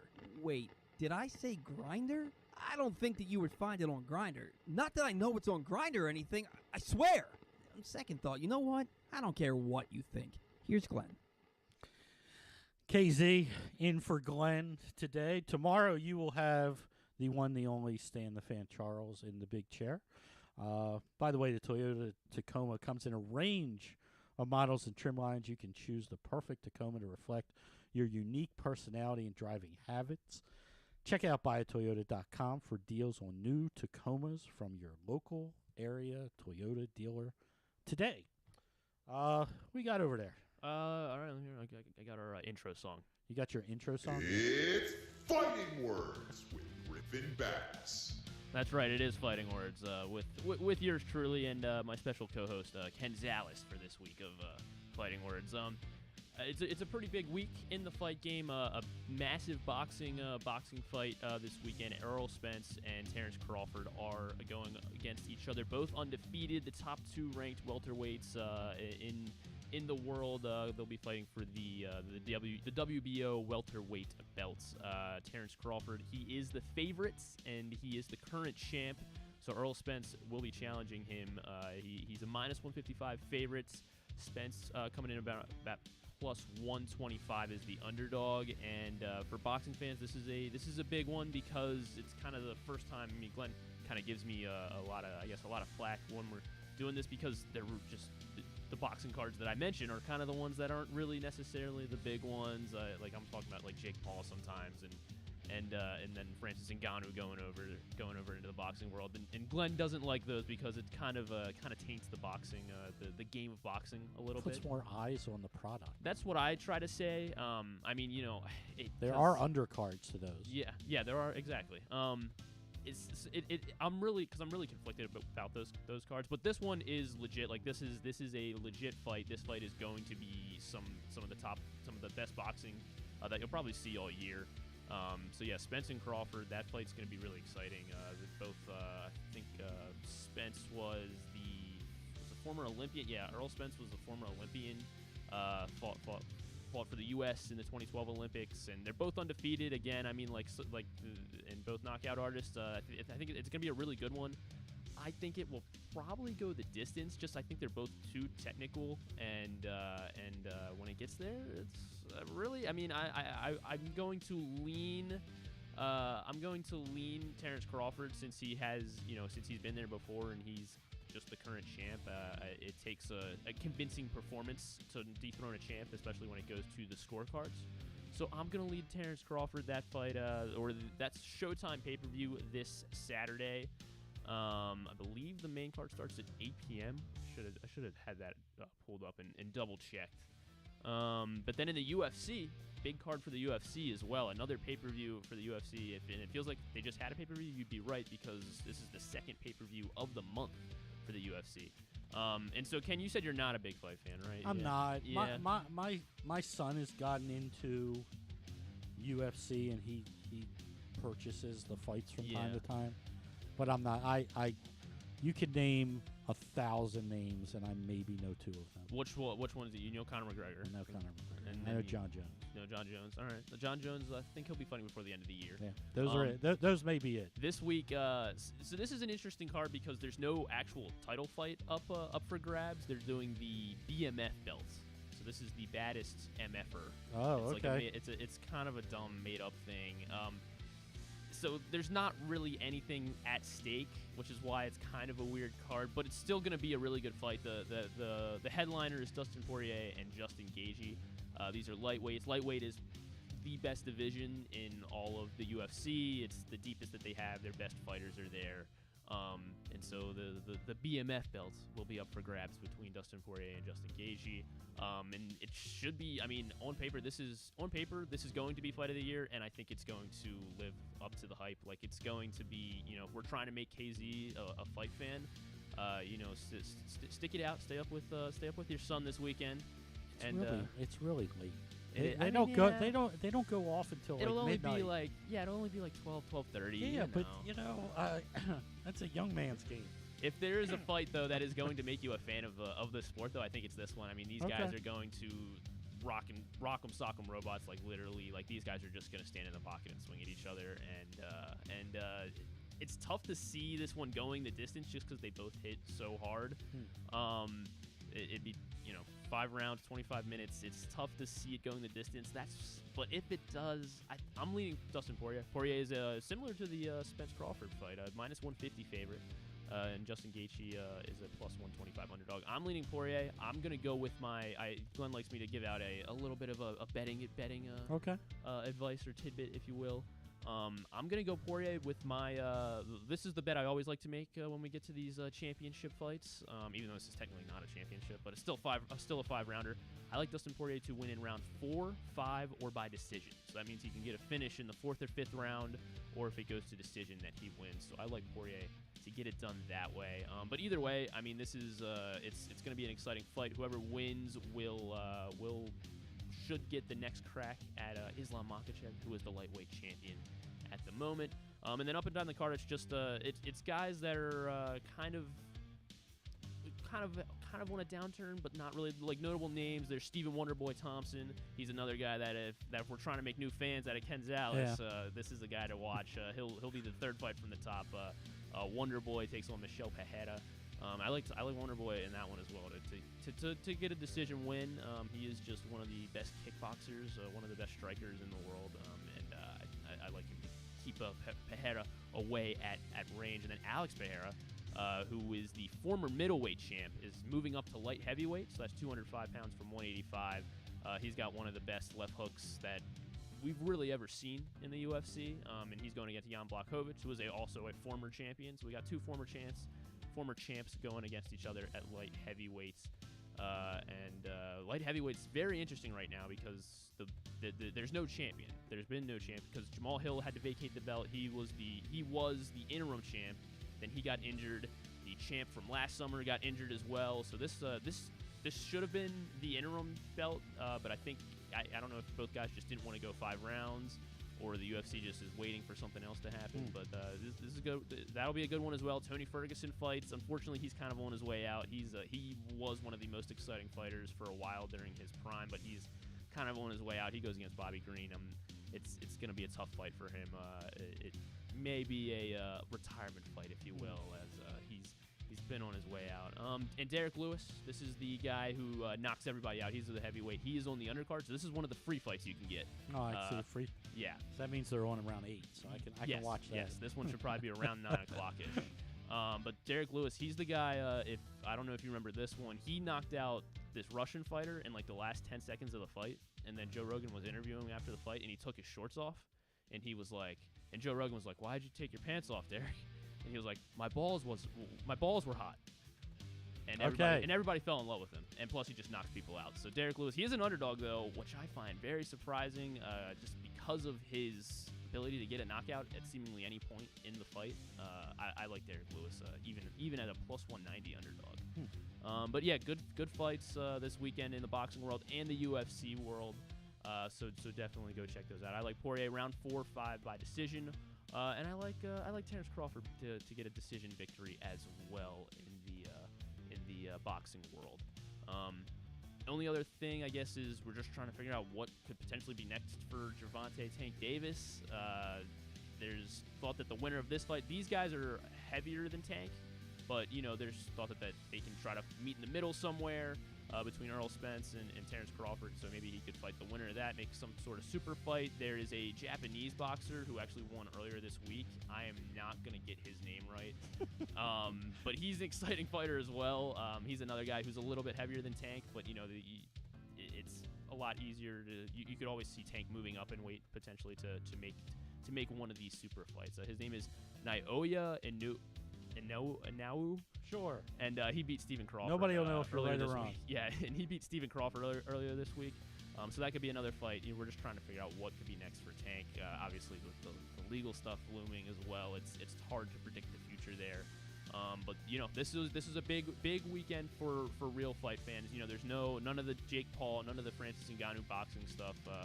This would no Elon or Mark Zuckerberg fighting this weekend either. I try to get Glenn to have fun with it. He does not want to have fun with it at all. If Elon and Mark Zuckerberg fought, Ken, in an MMA style fight, am I going to be able to get you to bite at this at all or no? Yeah. Okay, who will win? Zuckerberg. Zuckerberg's going to win? Okay. You like him even though Elon's got the reach advantage? He's a dope boy. He can't move. Like seriously, he's in out of shape. We've all seen the pictures of him on the beach without a shirt, right? Yeah. I mean, Zuckerberg's at least unproportional Zuckerberg body. would He trains BJJ. He trains Brazilian Jiu-Jitsu. Who? Zuckerberg. So I'm with you. I'm with you as well. No, even though I think Zuckerberg. Yeah, even though Elon I has would the love size this. and reach. See, I would watch this fight. Yeah, exactly. Me too. I would watch this fight. I mean, I would watch everything, but I know, but I would watch this fight. Yeah. I need to have you and Glenn in here at the same time so that you can be on my side as we talk about these celebrity, if you will, these celebrity boxing matches. But yeah, that'll do it for Fighting Words for this week. There you go. Appreciate the time. No problem at all. I learned a lot. All right, good. By the way, a couple of quick things about your Baltimore Orioles.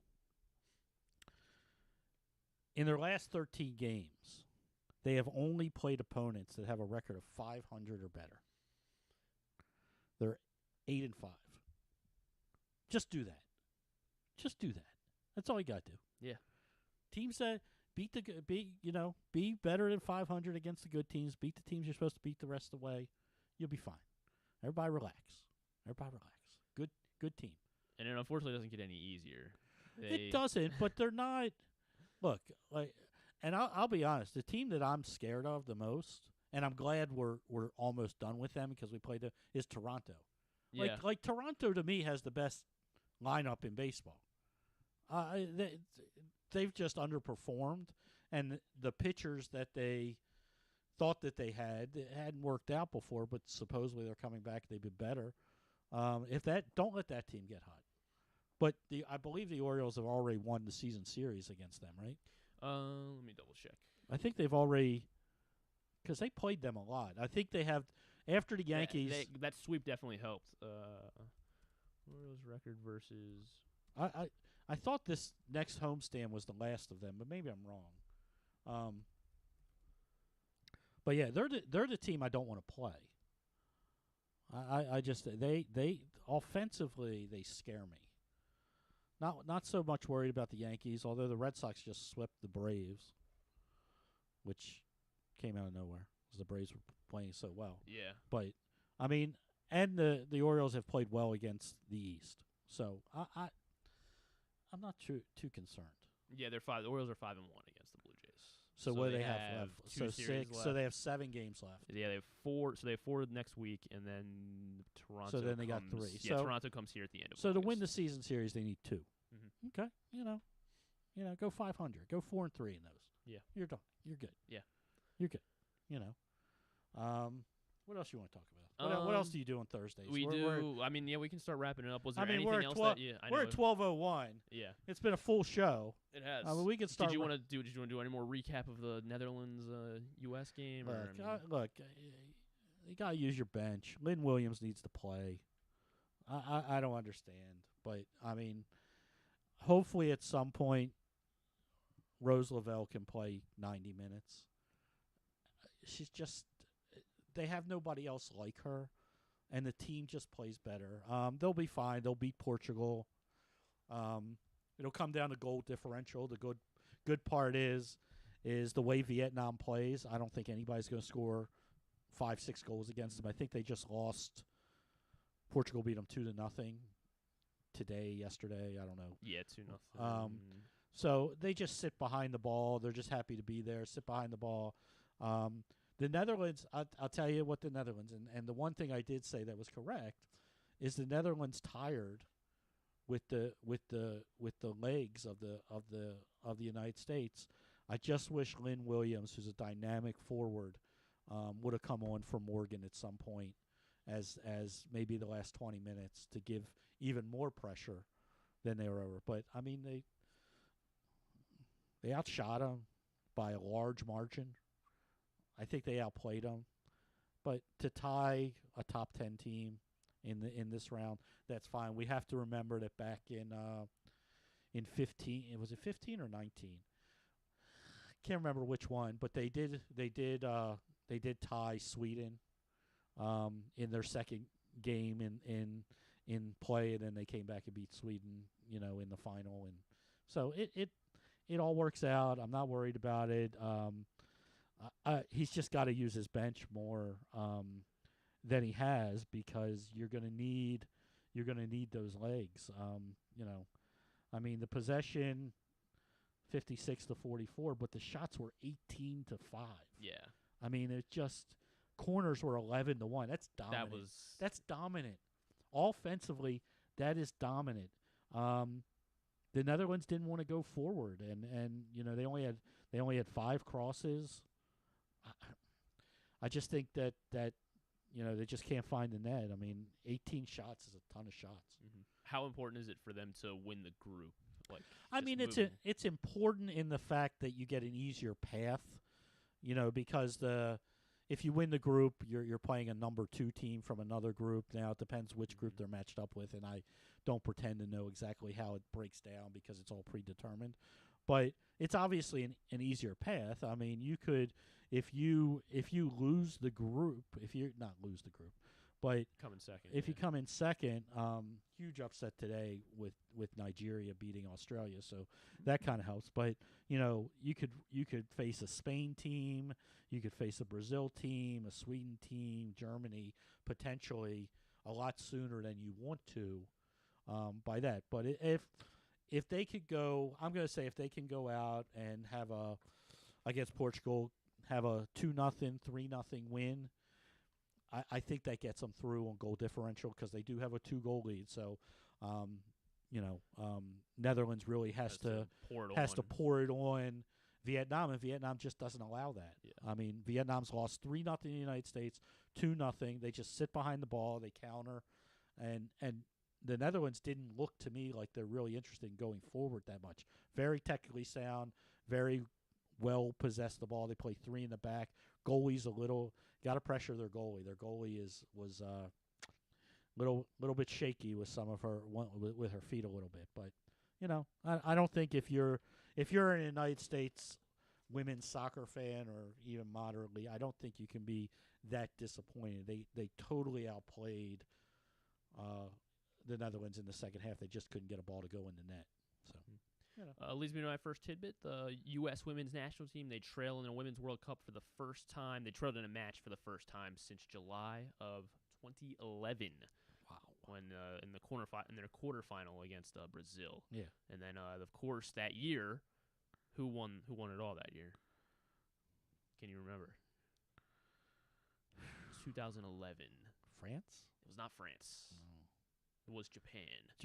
Japan won it all in 2011. I think that was U.S. were runners up that year. I think. Yeah, it could have been. And then they had gone 17 straight matches without trailing in a Women's World Cup match, which is the longest streak by any team in the history of the tournament. Yeah, I mean they've been dominant for 10 years. So we've been doing a lot of talk of obviously the Ravens receivers. They've got two big new receivers, Zay Flowers and Odell Beckham. This is a tidbit I like to do with I usually do with Glenn like once a year. And it is, so I'm going to give it to you, Ken. You know your history of the Ravens pretty well, right? So. Okay. Who can you tell me what Ravens receivers have had the most yards in their first year with the Ravens, their first season with the Ravens? Let me see if you can. Michael Jackson. Michael Jackson is number 1. He is number 1. That's all I got to get. Well done. Yeah. I just got to get the 1. I don't care who else is on the list. I got 1. First guess, 1. He had 1,200 in 1996, of course, the first year of the Ravens. Do you want to try to? Can we try to round out the top 5? Or you can try. Marquise Brown? Marquise Brown is not top 5. He was 13th. He had 584 in his rookie season. Todd Heap? Todd Heap is... Where's Todd Heap on this list? He's pretty far down. He only had 206 yards in 2001. It's hard to think. Who was the other guy opposite Michael Jackson? Yeah, that he would be a correct answer if he can get his name. Who was the other guy? Who is the other guy? Oh my God, this is terrible. His last name started with an A. Last name started with an A, and it's kind of a first name, I guess, too. Anthony? No. Wait, give it to Alexander. Derek Alexander. Derek Alexander. There you go. He had 1,099 yards. Vinny is still tremendously underrated in Raven lore. That was a fun offense. They had no defense at all. Yeah. They had no defense, but they could throw the ball around. When you talk about Ravens wide receiving cores, like their first wide receiving core for the first 2 years, probably their best in the history of the organization. Yeah. I mean, based on these, Wow. 2 of the top 3 first-year Ravens. And then in 1999, this guy is second for the most yards in his first year with the Ravens. Kadri Ismail had 1,099 yards in 1999. Wow. And then 4 and 5, 2005 in his first season with the Ravens. Mason? Derek Mason, yes, 1,073. And then in 2014, what receiver did the Ravens bring in that year? Oh, Bolden. Not Bolden. No, who? Steve Smith. Oh, yeah. Steve Smith. Anquan Bolden, his first year, had 837. He'd be top 8th. Yeah, so Zay Flowers, Odell Beckham. Do you think either of them have a chance to dethrone Michael Jackson this season? No. I'd be. Again, I think it really depends on injuries and things like that. But if they have, let's say they have their full complement, I think they're going to spread it out. I don't see the number. I don't see 1,000-yard guy. I see a bunch of 800-yard guys. I see. I really do. I can see 3 800+ yard guys on this team if everything goes well. So it's going to be. I don't know anybody's going to get enough volume to get 1,200. Yeah, I really don't. I really don't. I mean, if this offense works the way I think this offense is going to work, I think you got it. You just don't know who's going to get the ball in any play, and that's a good thing. That's a good thing. So, bunch of 800, 900 guys, receiving guys, and I include Andrews in there. All right. But if you have, let's say for 12+ games, you have Andrews, Bateman, Flowers, and Beckham all on the field, I don't know if the volume's going to be there for any one of them to even get into that level. Okay. Yeah. All right. Quickly, I'll go over Totally Tubular. Sports-wise. Yeah, what's on tonight? Not no a Orioles. whole lot. Yeah, I know that there's only there's only 5 baseball games, and the Angels and Tigers start at 1 because they had a game rained out last night, so they have a doubleheader today. Cubs-Cardinals are going to be on MLB Network at 7:30. Nats-Mets are going to be on MASN, of course, and ESPN Plus non-locally. Big Ten Network is going. Oh, the Big Ten Media Day started at 11. So Mike Loxley and some players were chatting around 11:15. The basketball tournament, Shell Shock won their first game on Tuesday. They were trying to give it away. They were up big against Gataverse, which is like the Florida alumni team. They were up big, and then they let them all the way back. Who's on Shell Shock? Daryl Morcell, L.J. Gill, Don Carey was on the team. Okay.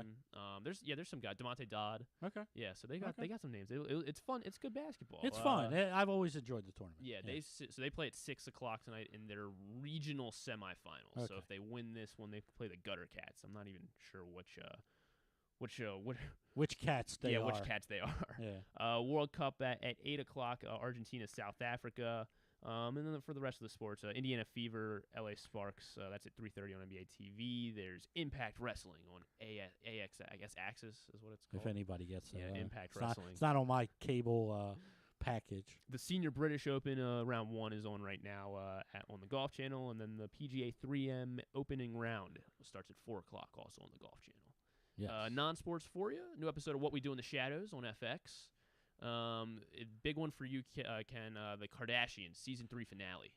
Yeah, huge. Yeah, so you're gonna my be next glued. one will be my first one.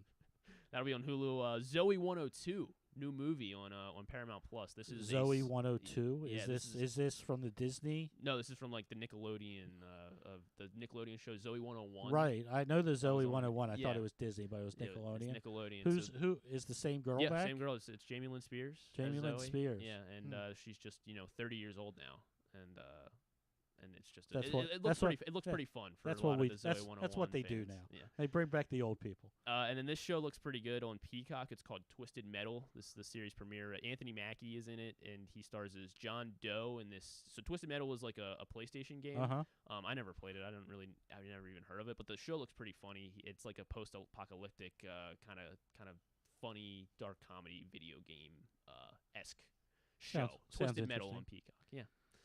So yeah, the rest on GlennClarkRadio.com. Shark Week as well continues. Shark of Week. course, of course. Okay, big news, fantasy football news. Oh, right now? Right now. Okay, what is it? Jets wide receiver Garrett Wilson injured his ankle in practice and was seen limping to the locker room. Oh boy, it's the big news of the day. Oh man, many people have him as a wide receiver 1. And so doesn't it seem interesting that DeAndre Hopkins signed kind of early? Like if he had waited another week or two, then the Jets are a little more like they feel like they might have to make a move, and now all of a sudden he's on a contender. Yeah, more of a contender than the Titans. I guess if you're Hopkins, you've been out there so long, and you finally got a money-based deal like you got, you take it. I mean, it's not. Look, I don't know what that offense is going to be, but they could. I think they're going to be better than people think they're going to be. Derrick Henry still garners a lot of attention. Treyon Burks is still. You believe in Tannehill, or who do they even play at quarterback? Well, they're going to play Tannehill, but you got Chig at tight end. I mean, they have some weapons. It's not like they're bare. And look, I know we beat up Tannehill a whole lot, but he's not awful. He really isn't. It's just, but he's never been the high volume guy. I mean, the team runs around Henry. I mean, if Tannehill could be a 65% completion guy, they're going to be a winning team. They're going to be a decent team. I mean, the problem is they have no offensive line. Is the biggest problem for them.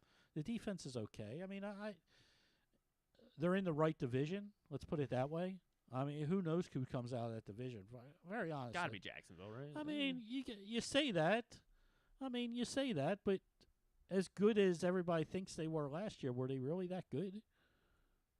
I mean, they made it to the divisional round, right? I know, but I mean, and it seems like Trevor Lawrence has. What were they? What were they? 10-7? They were 9-8. They had to have been 9-8. I mean, 9-8 gets you in the playoffs these days. I like their team. I mean, Calvin Ridley is going to make a huge. They were 9-8. Yeah, I mean, that's what I'm saying. You're 9-8. It's not like you have to go 11-6 to win the division. It's not a good division. Let's just call it what it is.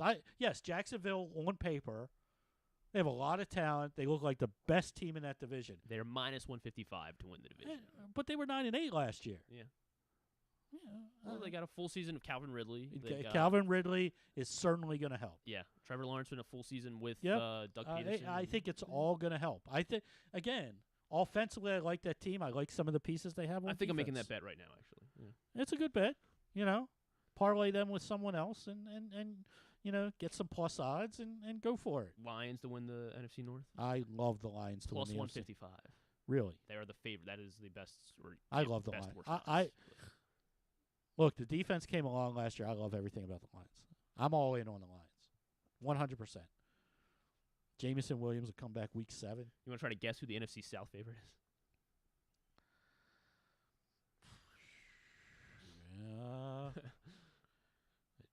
Can't be Tampa anymore. It is not Tampa. Tampa has the worst odds to win the division. Can't be Atlanta.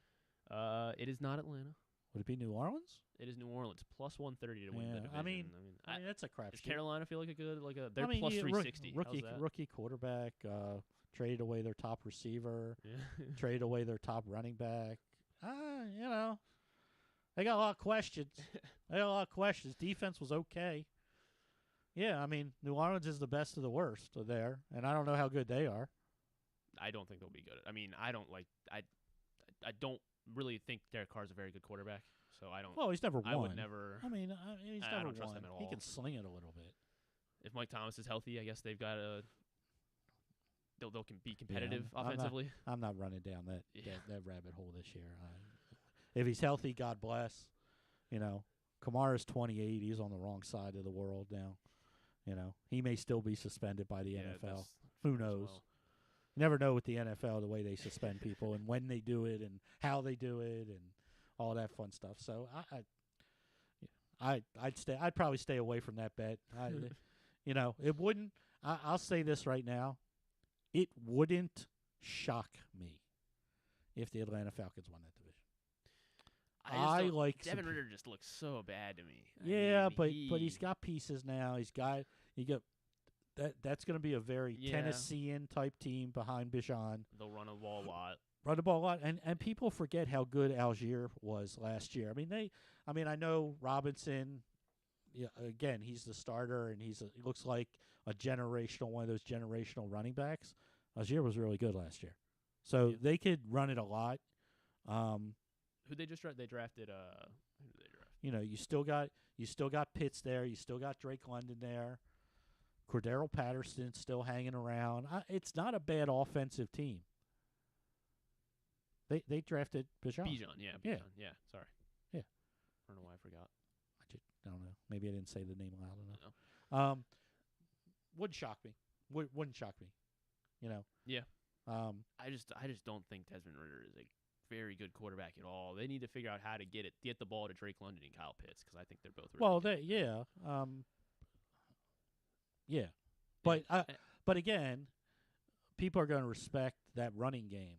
I think it's going to be easier this year. So open it. Okay. I think it's going to be easier this year. We'll see. We'll see. But when you have your top team at, what'd you say, 155? Yeah. Means nobody has any confidence in anybody there. What's Atlanta's odds?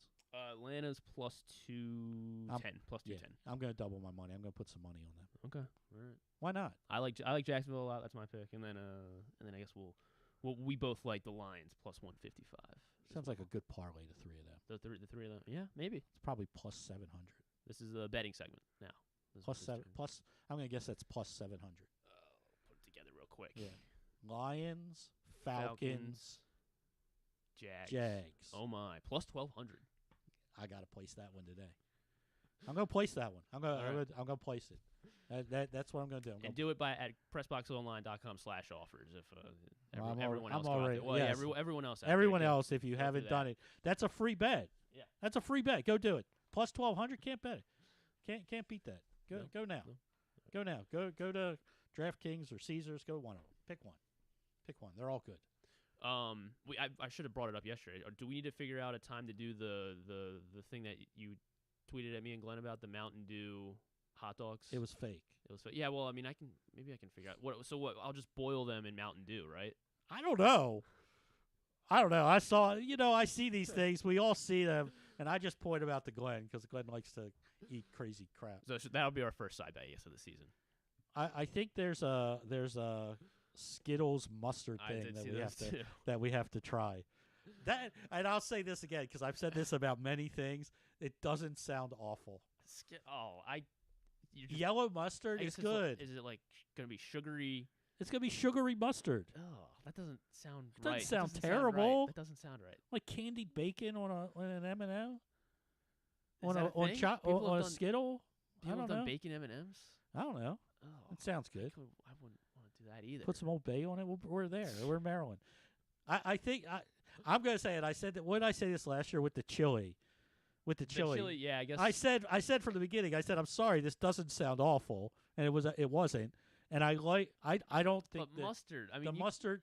See, I have more alone. I have more problems with all the pickle stuff with Glenn than this mustard thing. I mean, the hot dog's going to be disgusting. Pickle Skittles. Yeah, pickled Skittles. I mean, all the stuff that he eats with the pickle. I don't get the pickle thing.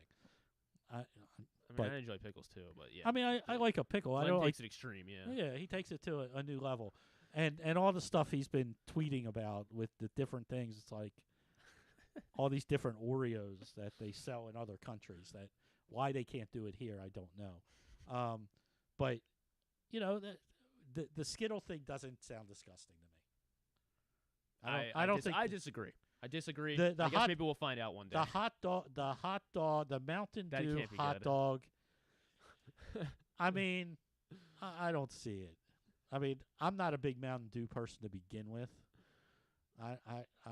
Yeah, I mean, neither am I. I don't think that'll be. I don't think that'll be shouldn't good. Work. I think it'll But be. yeah, I guess think it'll be more edible than mustard Skittles, though. I don't think mustard. Like I'll eat one mustard Skittle, and I'm not gonna want to ever find out again. I don't know. Sweet mustard, like a sweet pickle. I don't know. And now you're talking yourself into pickles. No, I'm just saying. I'm trying to, I mean, I can't see it being awful. We've eaten some awful things. I don't think either. I think the hot dog will just be weird and we'll be disgusted by it. But I don't think it's going to be like sickening, gag you as you're trying to eat it type thing. And I don't think that about the Skittles either. I think you're going to say, okay, I don't know if I'd eat a bag of these, but this isn't the worst thing I've ever eaten in my life. Okay. Yeah. All right. Sort of where I am. Fine. Sort of where I am on them. I don't. I mean, it's at the end of the day, it's candy. But mustard's not candy. It's not going to work. I don't think it works. It's my final. That's my. I don't know.